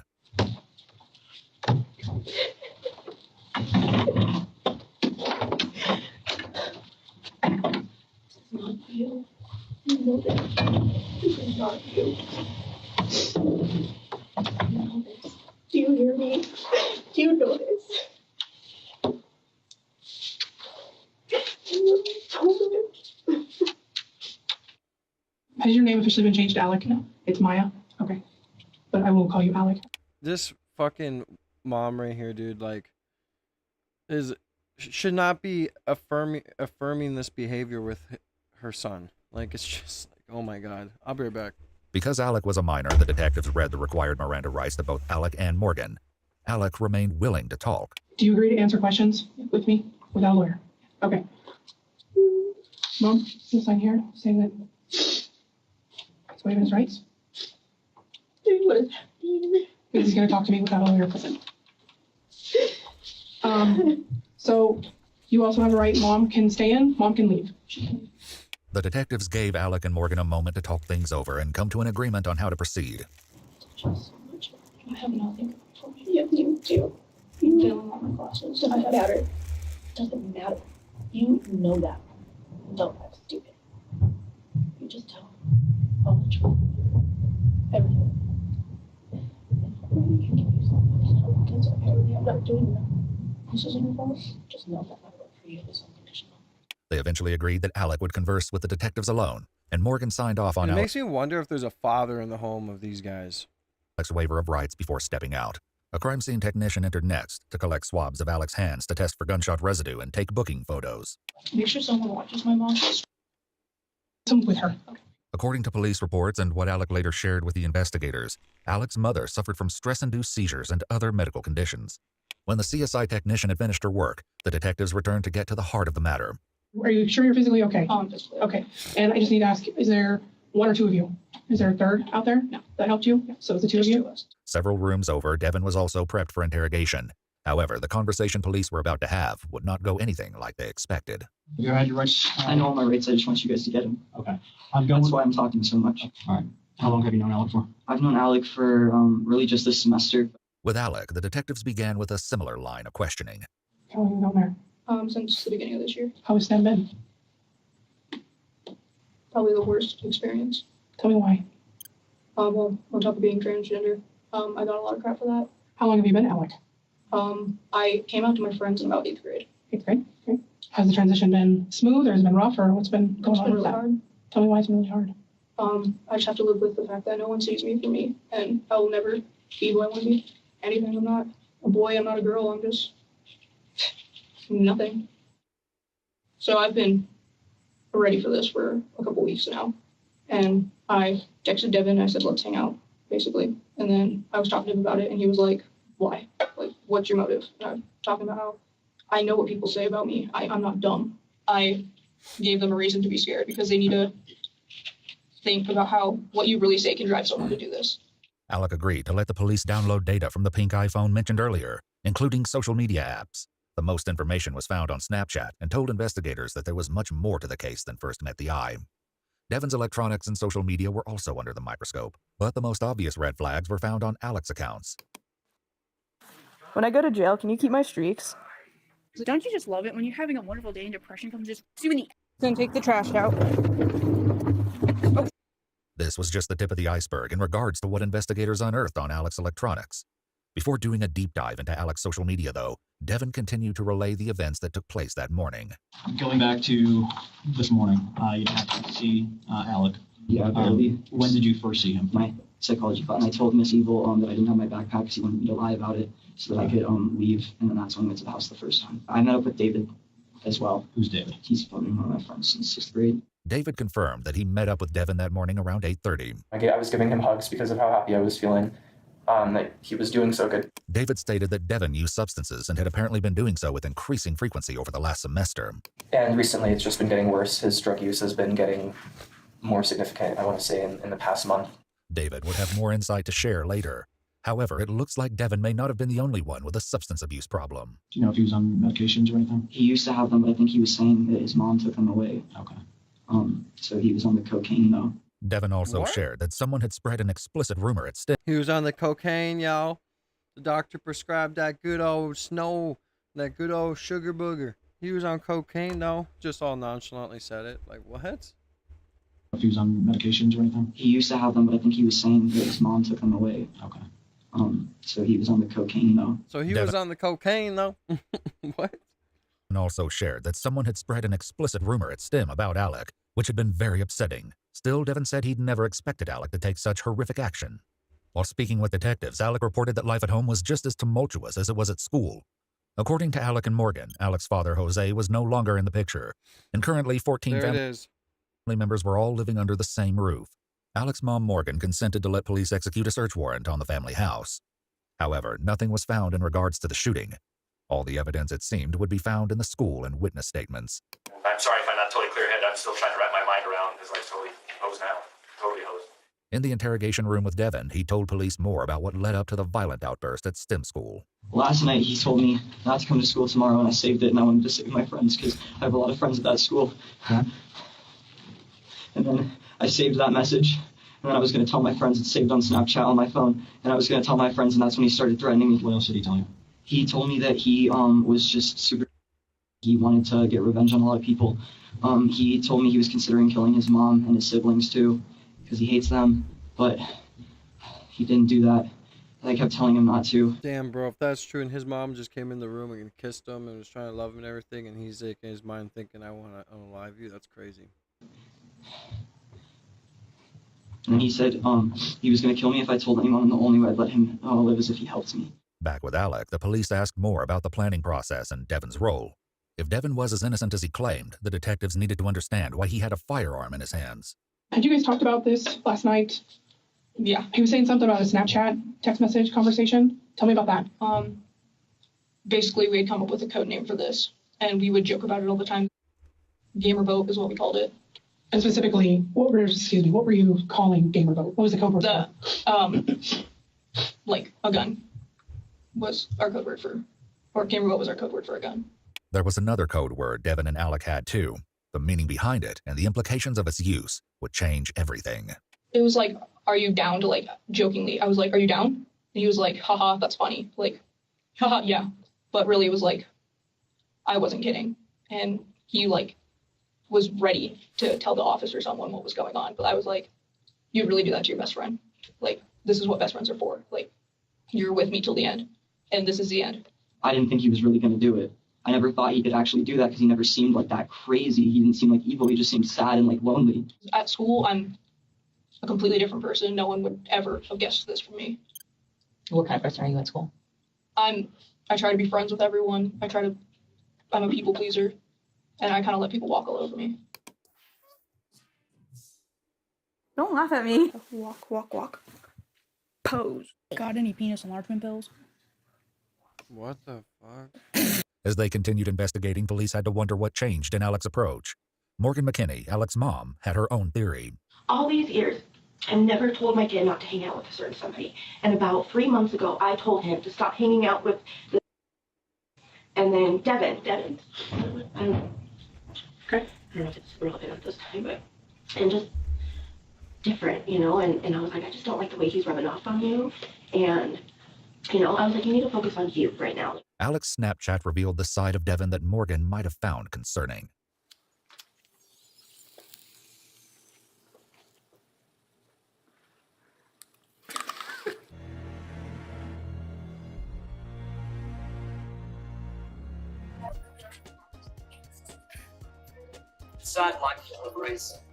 Just how much of a role Devin's influence played on the STEM attack would come out in due time. For now, though, Alec offered this explanation. Really, there was like a breaking point last night with my siblings. They don't care. Like, no one cares.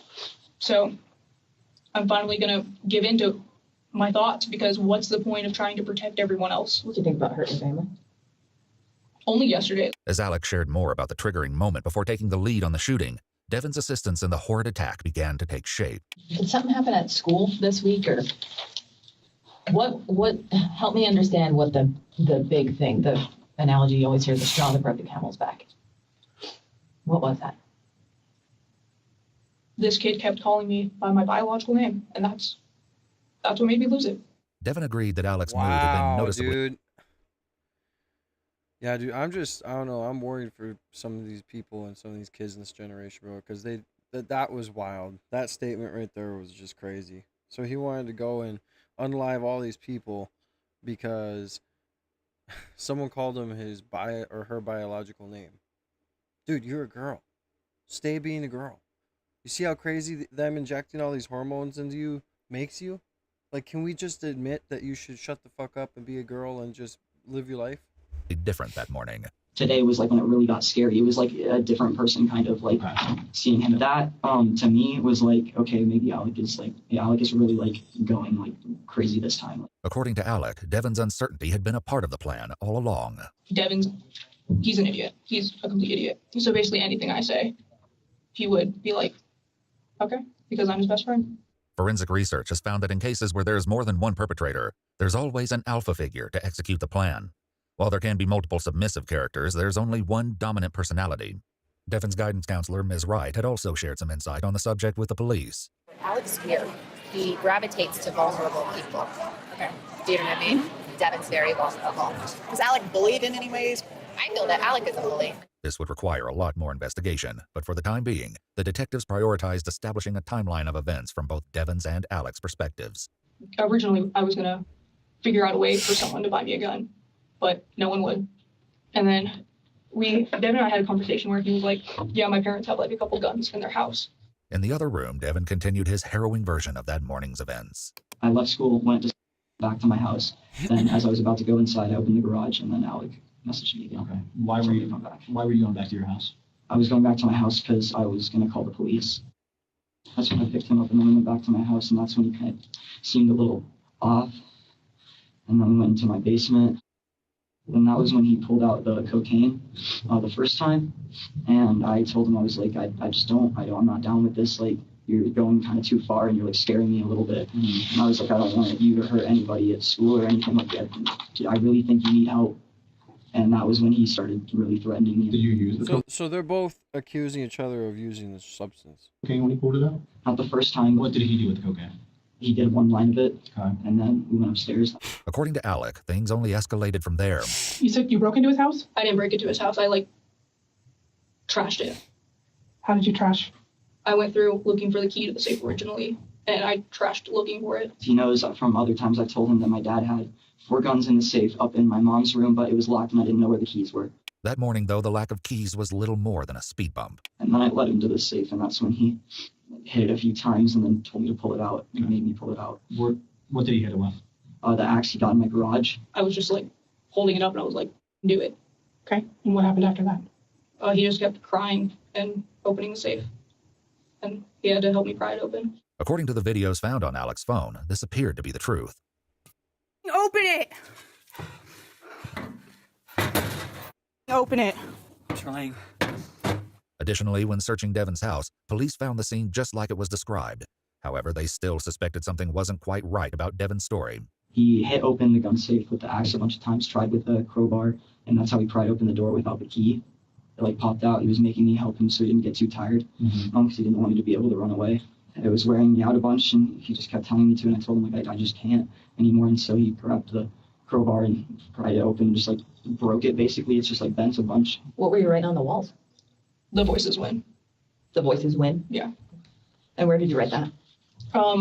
In his mom's closet. More about these mysterious Jesus voices Christ. and the nature of the writing would be investigated in due time. Back with Devin, he told police everything he and Alec took out of the safe. And he got all the guns, put them in his backpack, and then he told me to follow him, which is when he recorded the video making me do the cocaine because he was holding the gun to my head. Do it. I'm sorry. Hurry the f up! Had you ever done cocaine prior to that? No, I couldn't do all of it because it was like freaking me out too much. Who loaded the guns? Alec loaded all the guns, yeah. So all the guns were unloaded when you were Yeah, he made me hand him the ammo because he grabbed all the guns and then he loaded all the guns. I had to help him carry some stuff, but I carried the ammo and then I didn't touch the guns until he made me put them in the guitar case because he wanted it to be inconspicuous. In the other room, Alec admitted to vandalizing Devin's mom's car and explained more about the reason. So after you set mom's car on fire. Is mom's car on fire? Tell me about that. He spray painted it, and then I put gasoline all over it, and then he lit it on fire. When searching Devin's house, the police had seen this for themselves. The side of the car was tagged with the number 666, a pentagram, and the phrase, Society. That morning. Yo, this is a perfect example of how being transgender turns you just completely demonic. Devin's guidance counselor had been trying to track him down anyway. According to her, he was not on track to graduate in 3 days since he was failing all of his classes. Do you think he knew what was going to happen? I hope not, but I feel like that's a possibility, yeah. Devin, meanwhile, tried to explain his plan. I was still kind of trying to talk him out of it and get help, but my plan was to leave. And then I was going to go to the office and I was going to tell them anyways, because I was just going to leave my suitcase, or not the suitcase, the guitar case in there. Had the suitcase handle. I was just going to, I left it in there and I went to the office and told Miss Harper I was sick. Mitchell walked me to the office because she told me to. Why did you want to go to the office? Because I wanted to see if I could just report him and get anything, but he threatened me. He said he was still going to kill people over the phone. He said he would kill me and everybody in the office. So. Mitchell, another senior at STEM, had no idea what was about to happen, but reportedly had problems with Alec. Do you know Mitchell? I never talked to him. I try not to associate with him. Basically, all I ever hear about him is how he hates me. How do you hear that he's saying all this stuff? Through Devin. Okay, how is Devin hearing it? Because that's all Mitchell talks about, apparently. When the police spoke with Mitchell directly, though, he did not mention having any issue with Alec. However, he did report an incident with Devin that took place a few months earlier. And I was like, hey, Devin, and he was ignoring me. And then I said, is this skinwalker deaf or something like that? And then he turned around, well, at least I'm not the loop with it. And I'm not going to lie, and thought had crossed my mind that he would seem like kind of the person who would try to harm other students. Very sarcastic and generally kind of mean with his remarks. Mitchell would have more to add to the investigation later. For now, the detectives continued to question Devin. Why didn't you tell Mitchell? Why didn't I tell Mitchell? You walked to the office? Because I didn't want him to freak out about anything. I wanted to get to the office so I could tell an adult and get the security officer so no one freaked out. Okay. So you go back to the office. Then what? They gave me some water and stuff because I said I was feeling sick and dehydrated. Because I was all sweaty and freaked out from the cocaine because I just kept running trying to delay and get him to change his mind. And then they gave me an ice pack and some water. I drank all the water with the ice pack on my head. Then they left the room and closed the door. And that's when I checked my phone and saw his thing. Devin hadn't been shy about expressing this exact concern to the officers on scene at the school, as he insisted that he only wanted to save everyone. He came to the door outside of the office. He Snapchat messaged me that he was going to rush the office and kill me and everyone in there. I didn't come back. And I was just super freaked out because, this is the worst thing I've ever been through. I can't remain calm when he's doing that. I was just so freaked out and shaky when I got there. When you guys were walking down that hallway, did you guys talk about it? How did you guys decide what doors to go? Tell me about that. I said, you cover the other door. So we went through separate doors. Devin picked up the story when he and Alec entered Miss Harper's room. So you both entered at the same time?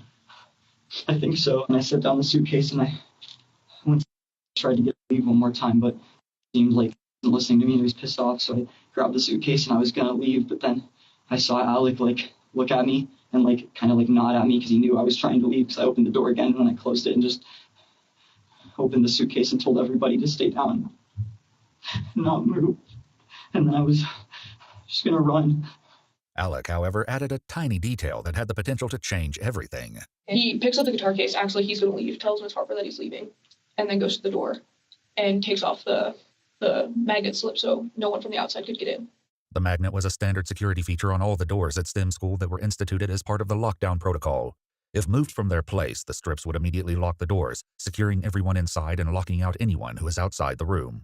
The police likely wondered why Devin hadn't addressed this tiny detail if he was an unwilling participant, but they would return to this later. In the course of the investigation, the police also spoke with Ms. Harper, the teacher in room 107 when the shooting took place. He grabs the guitar case. It's kind of really loud, shuffling. Just to the point now where it's getting weird. I'm why are you being so loud, child? And I thought he was just being rude to his classmates. In front of the door, he drops the guitar case, blocking the door. That's when I saw him pull the gun. Back with Devin, the police tried to clarify more details. Who pulled out a gun first? Alec was pulling it out, and that's when I pulled mine out and told everyone not to move because I saw Alec reach for it because that was what he told me he was going to do. Devin said, nobody move. And then that's when everyone started freaking out. And that's when everything goes blurry. I still can't comprehend the fact that I did that. And I still can't comprehend what I did. A video clip from Snapchat hinted that this might not have been an entirely foreign feeling for Alec. I feel like this isn't real. What was Devin doing this? Could you see or hear him? No, there was a crowd of people jumping towards him trying to get the gun away from Devin. And there was the other half of the class was coming towards me. And so that's when I was shooting aimlessly. Kendrick and Brendan both at the same time just rushed against me and they tackled me and hit me, which is when the gun I was holding went off. It was so quick. It was as if he said, "Ready, don't move," and then all of a sudden, bam, he's against the wall. Did you say anything to Kendrick or Brendan when they came at you? I told Kendrick and Brendan when they were rushing me, I started to yell no. And I was like trying to throw it down, and that's when I threw it down. And I was like, Brendan, no, I'm serious. Here's the gun. Like, there's another gun in there. Alec has 2 guns. He has a Beretta and the revolver, and he's trying to kill everyone. When the police talked to Brendan directly, he said that's not how his confrontation with Devin went at all. At that moment, my brain went, this has to be a joke. This is nanoseconds. I know it's nanoseconds because of how fast things went. Kendrick shot up, and by the time Devin was at the board, I was up behind Devin delivering blows. During this confrontation, at the whiteboard where we were trying to move to the ground, I heard 1 or 2 shots, 1 or 2. During the wrestle, during the initial, when he brandished the weapon, he had maybe fired, not too sure about that, but Josh was still was doing what he needed to do. As Devin laid on the ground and his hand was coming near, he attempted to twist the pistol back towards my and Josh's head and my head. When I saw this happening, I delivered as many blows as I could to the arm and was able to peel his fingers away from the grip of the handgun. At that point, he started apologizing and he immediately stopped resisting. Devin, on the other hand, said he never resisted at all. And I willingly just let Brendan grab the gun and take it. And I immediately told him where all the other guns were, that Alex had a gun, what his name was. I told everybody where my stuff was, where everything was. What was Alec doing when this was happening? I couldn't see anything because Josh and Brendan held me down. Okay. And then Brendan got all the guns, gathered them, and then I don't know what happened. I was just laying on the ground telling people information so I could get out. I thought I heard more gunshots. I just heard a lot of yelling and screaming. I was just so in shock and freaked out. My ears were ringing from the gunshot because it was really close to me because he tackled me, and that's why, just laid down. Alec offered an alternate perspective on the chaos that followed the initial gunshots. I don't remember who shot first, but I started freaking out because I still couldn't comprehend what I was doing. And I just started shooting randomly. Shooting randomly? At people, in the air, in the building, Just in or the what? air. In the air. Can you show how you were shooting? I was just kind of like that. Okay. And you were moving your hand? As you were moving your hand, were you pulling the trigger? Yeah. Ms. Harper, though, didn't seem to think that Alec's aim was random. Alec, I believe, had shot at me. I had a bullet casing burn here. I tripped back and fell into the bookcase. And I fell down to the floor. I thought for a moment that Alec was standing over me to make sure I was dead. And so for a few seconds, I played dead. How many shots do you think you fired? 12. How do you know that? Because that's how many rounds was in the gun. God, imagine playing dead in the classroom. And then it stopped shooting. Alec exited the classroom, intending to get the second gun. However, the students of 107 weren't having it. So you said that a kid tackled, he was hitting on you? Or he was hitting you? Yeah. Sorry. Tell me about that. This was after I started shooting, and he went onto Miss Harper's desk and jumped on me, and I tried to get out into the hallway, and then he started banging my head against the floor, and then I bit him to get him off me, and that's when Miss Harper shoved him away and got on top of me. I had Alec in my hands, and I was terrified that I didn't know all of a sudden if Alec, part of me was like, am I going to break this kid's neck? And I'm like, is this a shooter? Is this an innocent kid that got the gun? I don't know, let go. So I let go. Everybody was getting out of costume screaming. I started screaming down the hallways, lockdown, lockdown, lockdown, and my only goal was to get the rest of the school on lockdown. She succeeded. Ms. Harper and several students made it to the office, where the lockdown alarm was activated throughout all of STEM school, saving countless lives. From there, she also called 911 and reported that 2 of the students who made it out with her had gunshot wounds. I didn't know how many there were, so I wanted everybody on lockdown so we'd be safe. I didn't want anybody wandering the hallways if they were there.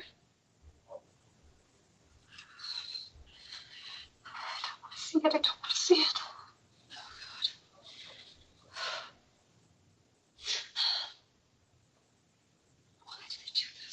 While Ms. Harper tried to come to terms with what she'd lived through, Alec explained what happened after getting tackled. And then that's when the teacher showed up, and he was in awe, and he took the gun and then put it on the floor because some kid got shot. I don't think he knew I was the one who had the gun. I think he just thought I was a kid who found the gun and was freaking out. The teacher in question was the school IT worker, Mr. Pritchard, whose office was just across the hall from room 107. Alec was right. Mr. Pritchard had no idea that Alec was one of the shooters. He gave it to me very easily, and so in my mind, he wasn't involved. So as I was walking into the classroom, Brandon's walking towards me with a semi-automatic pistol in his hand, and he's holding it by the barrel with the handle out towards me. And he walks up to me and hands it to me, and I take it. So that's when I have 2 pistols in my hands. I walk over and I see Kendrick lying at an angle towards the front wall of the classroom. Unattended in the hall, Alec took advantage of the opportunity. I went in, go to my backpack to get another gun because no one else knew I had that. And I was going to shoot myself, so I'm starting to walk away, and the security guard, I don't remember his name. Is it male? Yeah. Did you see what happened to that kid? He's right now. It was going to look like I was the one that was killing all these people, but it was Devin, but it was going to be pinned on me because he was going to shoot me in the head. He was going to come out like the hero in this situation. He was going to essentially stop me. Why did you do that for Devin? Because I felt like he was going through a lot of pain in life. I felt like he was going through a lot and I wanted to help him. What if you guys got caught We didn't think we'd get caught. or get arrested?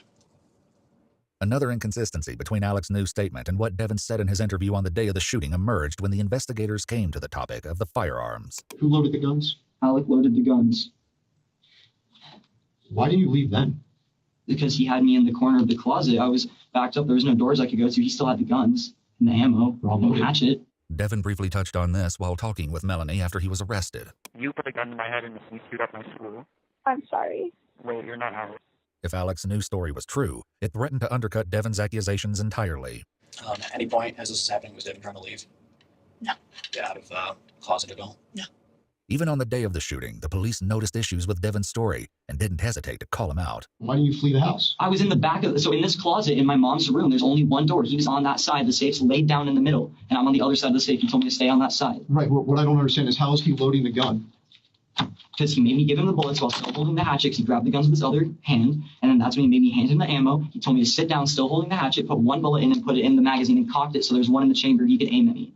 Devin insisted he was innocent, but something else he said that day led the police to believe he was anything but. And the only way I'd let him live is if he helped me. It's possible that Devin just got tongue-tied, but police had to wonder if this was the truth slipping through accidentally. So a lot of this to me sounds like self-preservation. Then why do I have videos of him threatening me? And why do I have all the evidence? If you find his iPhone, you will see a video of me crying while he makes me do that. This kid gave me cocaine, and you're expecting me to think straight? Before he did cocaine. I'm freaking the f out, dude. Again, Devin said something during one of his jail calls that made this defense even more questionable. The cocaine made me aggressive. I was like literally about to do shrooms one night, and then Alex sent me a picture of like, want to come do cocaine, and I was like, sure. Yeah, I'm so glad I started doing cocaine because that was great for me. Can't wait 10 years off my lifespan. In fact, Devin claimed that his substance use history was far more extensive than he'd initially let on. I think I like smoked too much weed, and like I permanently did that to my brain. I was high on cough medication like every day for like 4 months straight. On another occasion, Devin said that Alec Christ. talked him through a particularly intense trip that included some very dangerous decisions. And so basically Alec was like, I'm going to stay on the call with you so you can talk to me through this. And so we fucking, like, he just like talked to me, and I drove all the way home. 9 months later, in Alec's second interview, Devin's so-called video evidence is brought into question in a discussion with the investigators. The videos that you made at the house, that was, tell me again why. So it would all come together in the plan that, I have proof in case he didn't come out there. I had proof that, or he had proof that I made him do it. Okay. To make it seem like he was forced into this? Yes. Okay. Was he forced into this? No, it was a mutual agreement. It took us a couple times, like 3 times to actually shoot this video. Okay. The first time, we were laughing and we couldn't get it like through the video, and then the second time, it was like I just didn't think it was convincing enough, and the third time I was like, this is good enough. So after the video was shot, are you still holding a gun to his head, or do you put it down and you guys are, buddy again? No, I put the gun away. The gun was on safety the whole time. Okay. I wasn't gonna shoot him. He was talking about how he has 2 alter egos, two like split personalities, I don't know. And he was saying that one of them is like the pussy Devin, one of them's like the wimp Devin, and the other one's like has a god complex. After that, we were hugging, and I was saying goodbye to him. He said he was glad he met me, and he is sorry he's never gonna see me again. During Devin's interview on the day of the shooting, the police had noticed yet another inconsistency. So, how many times did you say you've been shooting? Maybe like 4 times total. Okay. So knowing that, how did Kendrick get shot? Kendrick got shot because my finger was right there still. I was still grabbing it. My finger's right there. He bumps into me because they're rushing me, and they're actually hitting the barrel end of the gun with their body and grabbing me. Was your finger on the trigger? My finger was next to the trigger, but it wasn't over the trigger because I wasn't going to hurt anybody. I was just going to tell everyone to stay and then run. So I tried to throw it down. What was going through my head was, should I kill myself to save these people? Do you mind if we take a break? Absolutely. Do you need any water or anything? We'll step out, but secure building, so we've got to walk anybody anywhere we go. Okay. Okay. We'll just be outside. Police likely had to wonder if any show of emotion since the day of the incident was ever genuine. Why didn't you just open the door and say, Alex got a gun, get out? Because he was still going to shoot people. But you knew he was going to shoot somebody either way.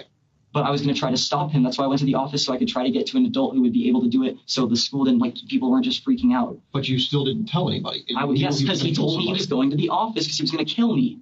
Okay. And everybody inside the office. Does it matter because he was going to kill people? Doesn't matter. It does matter because I was trying to save everybody, not just me. After composing, Alex said something else that, if validated, obliterated Devon's previous claims. Did he ever tell you, hey, I can't go through with this, I'm going to refuse to go through with this, I'm backing out, anything like that? He never told me anything like that. It wasn't just what Devon hadn't done that led investigators to suspect that he'd helped instigate the crime. Mr. Pritchard, who had tried to save Kendrick, discovered this disturbing footage of Devon leaving the office and meeting up with Alec.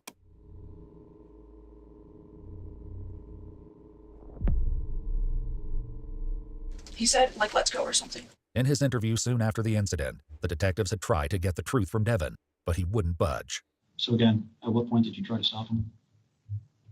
There was multiple times he just kept threatening me. Not what I'm hearing. That's exactly what I'm hearing. Literally, you're separated. Yeah, I'm not talking to you guys anymore until I have a lawyer and my dad. Get him in here because you guys aren't listening to me. I'm telling you something. I have evidence. I can show you all that. I gave you all this.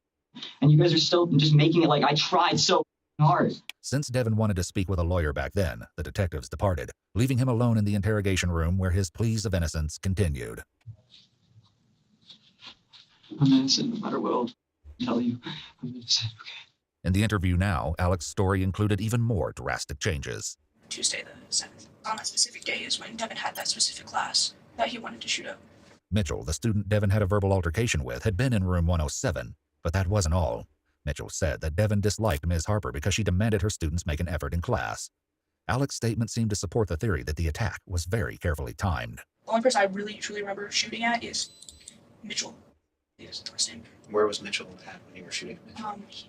He was on the ground looking up at me. As it turned out, Alec's aim was true. Mitchell had given his statement to police from a hospital bed after the incident. I remember just after the first gunshot, I remember standing up and running. I remember more gunshots. I remember falling over. I run towards that door, and I touched Kendrick, and he's laying down, face down, not moving, and he's breathing. He told police that he and several other students fled through the cafeteria and out of the school.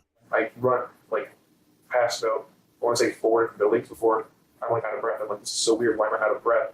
And then I reach behind me and feel my back. I pull my hand forward, and there's blood there. I didn't know that I got shot.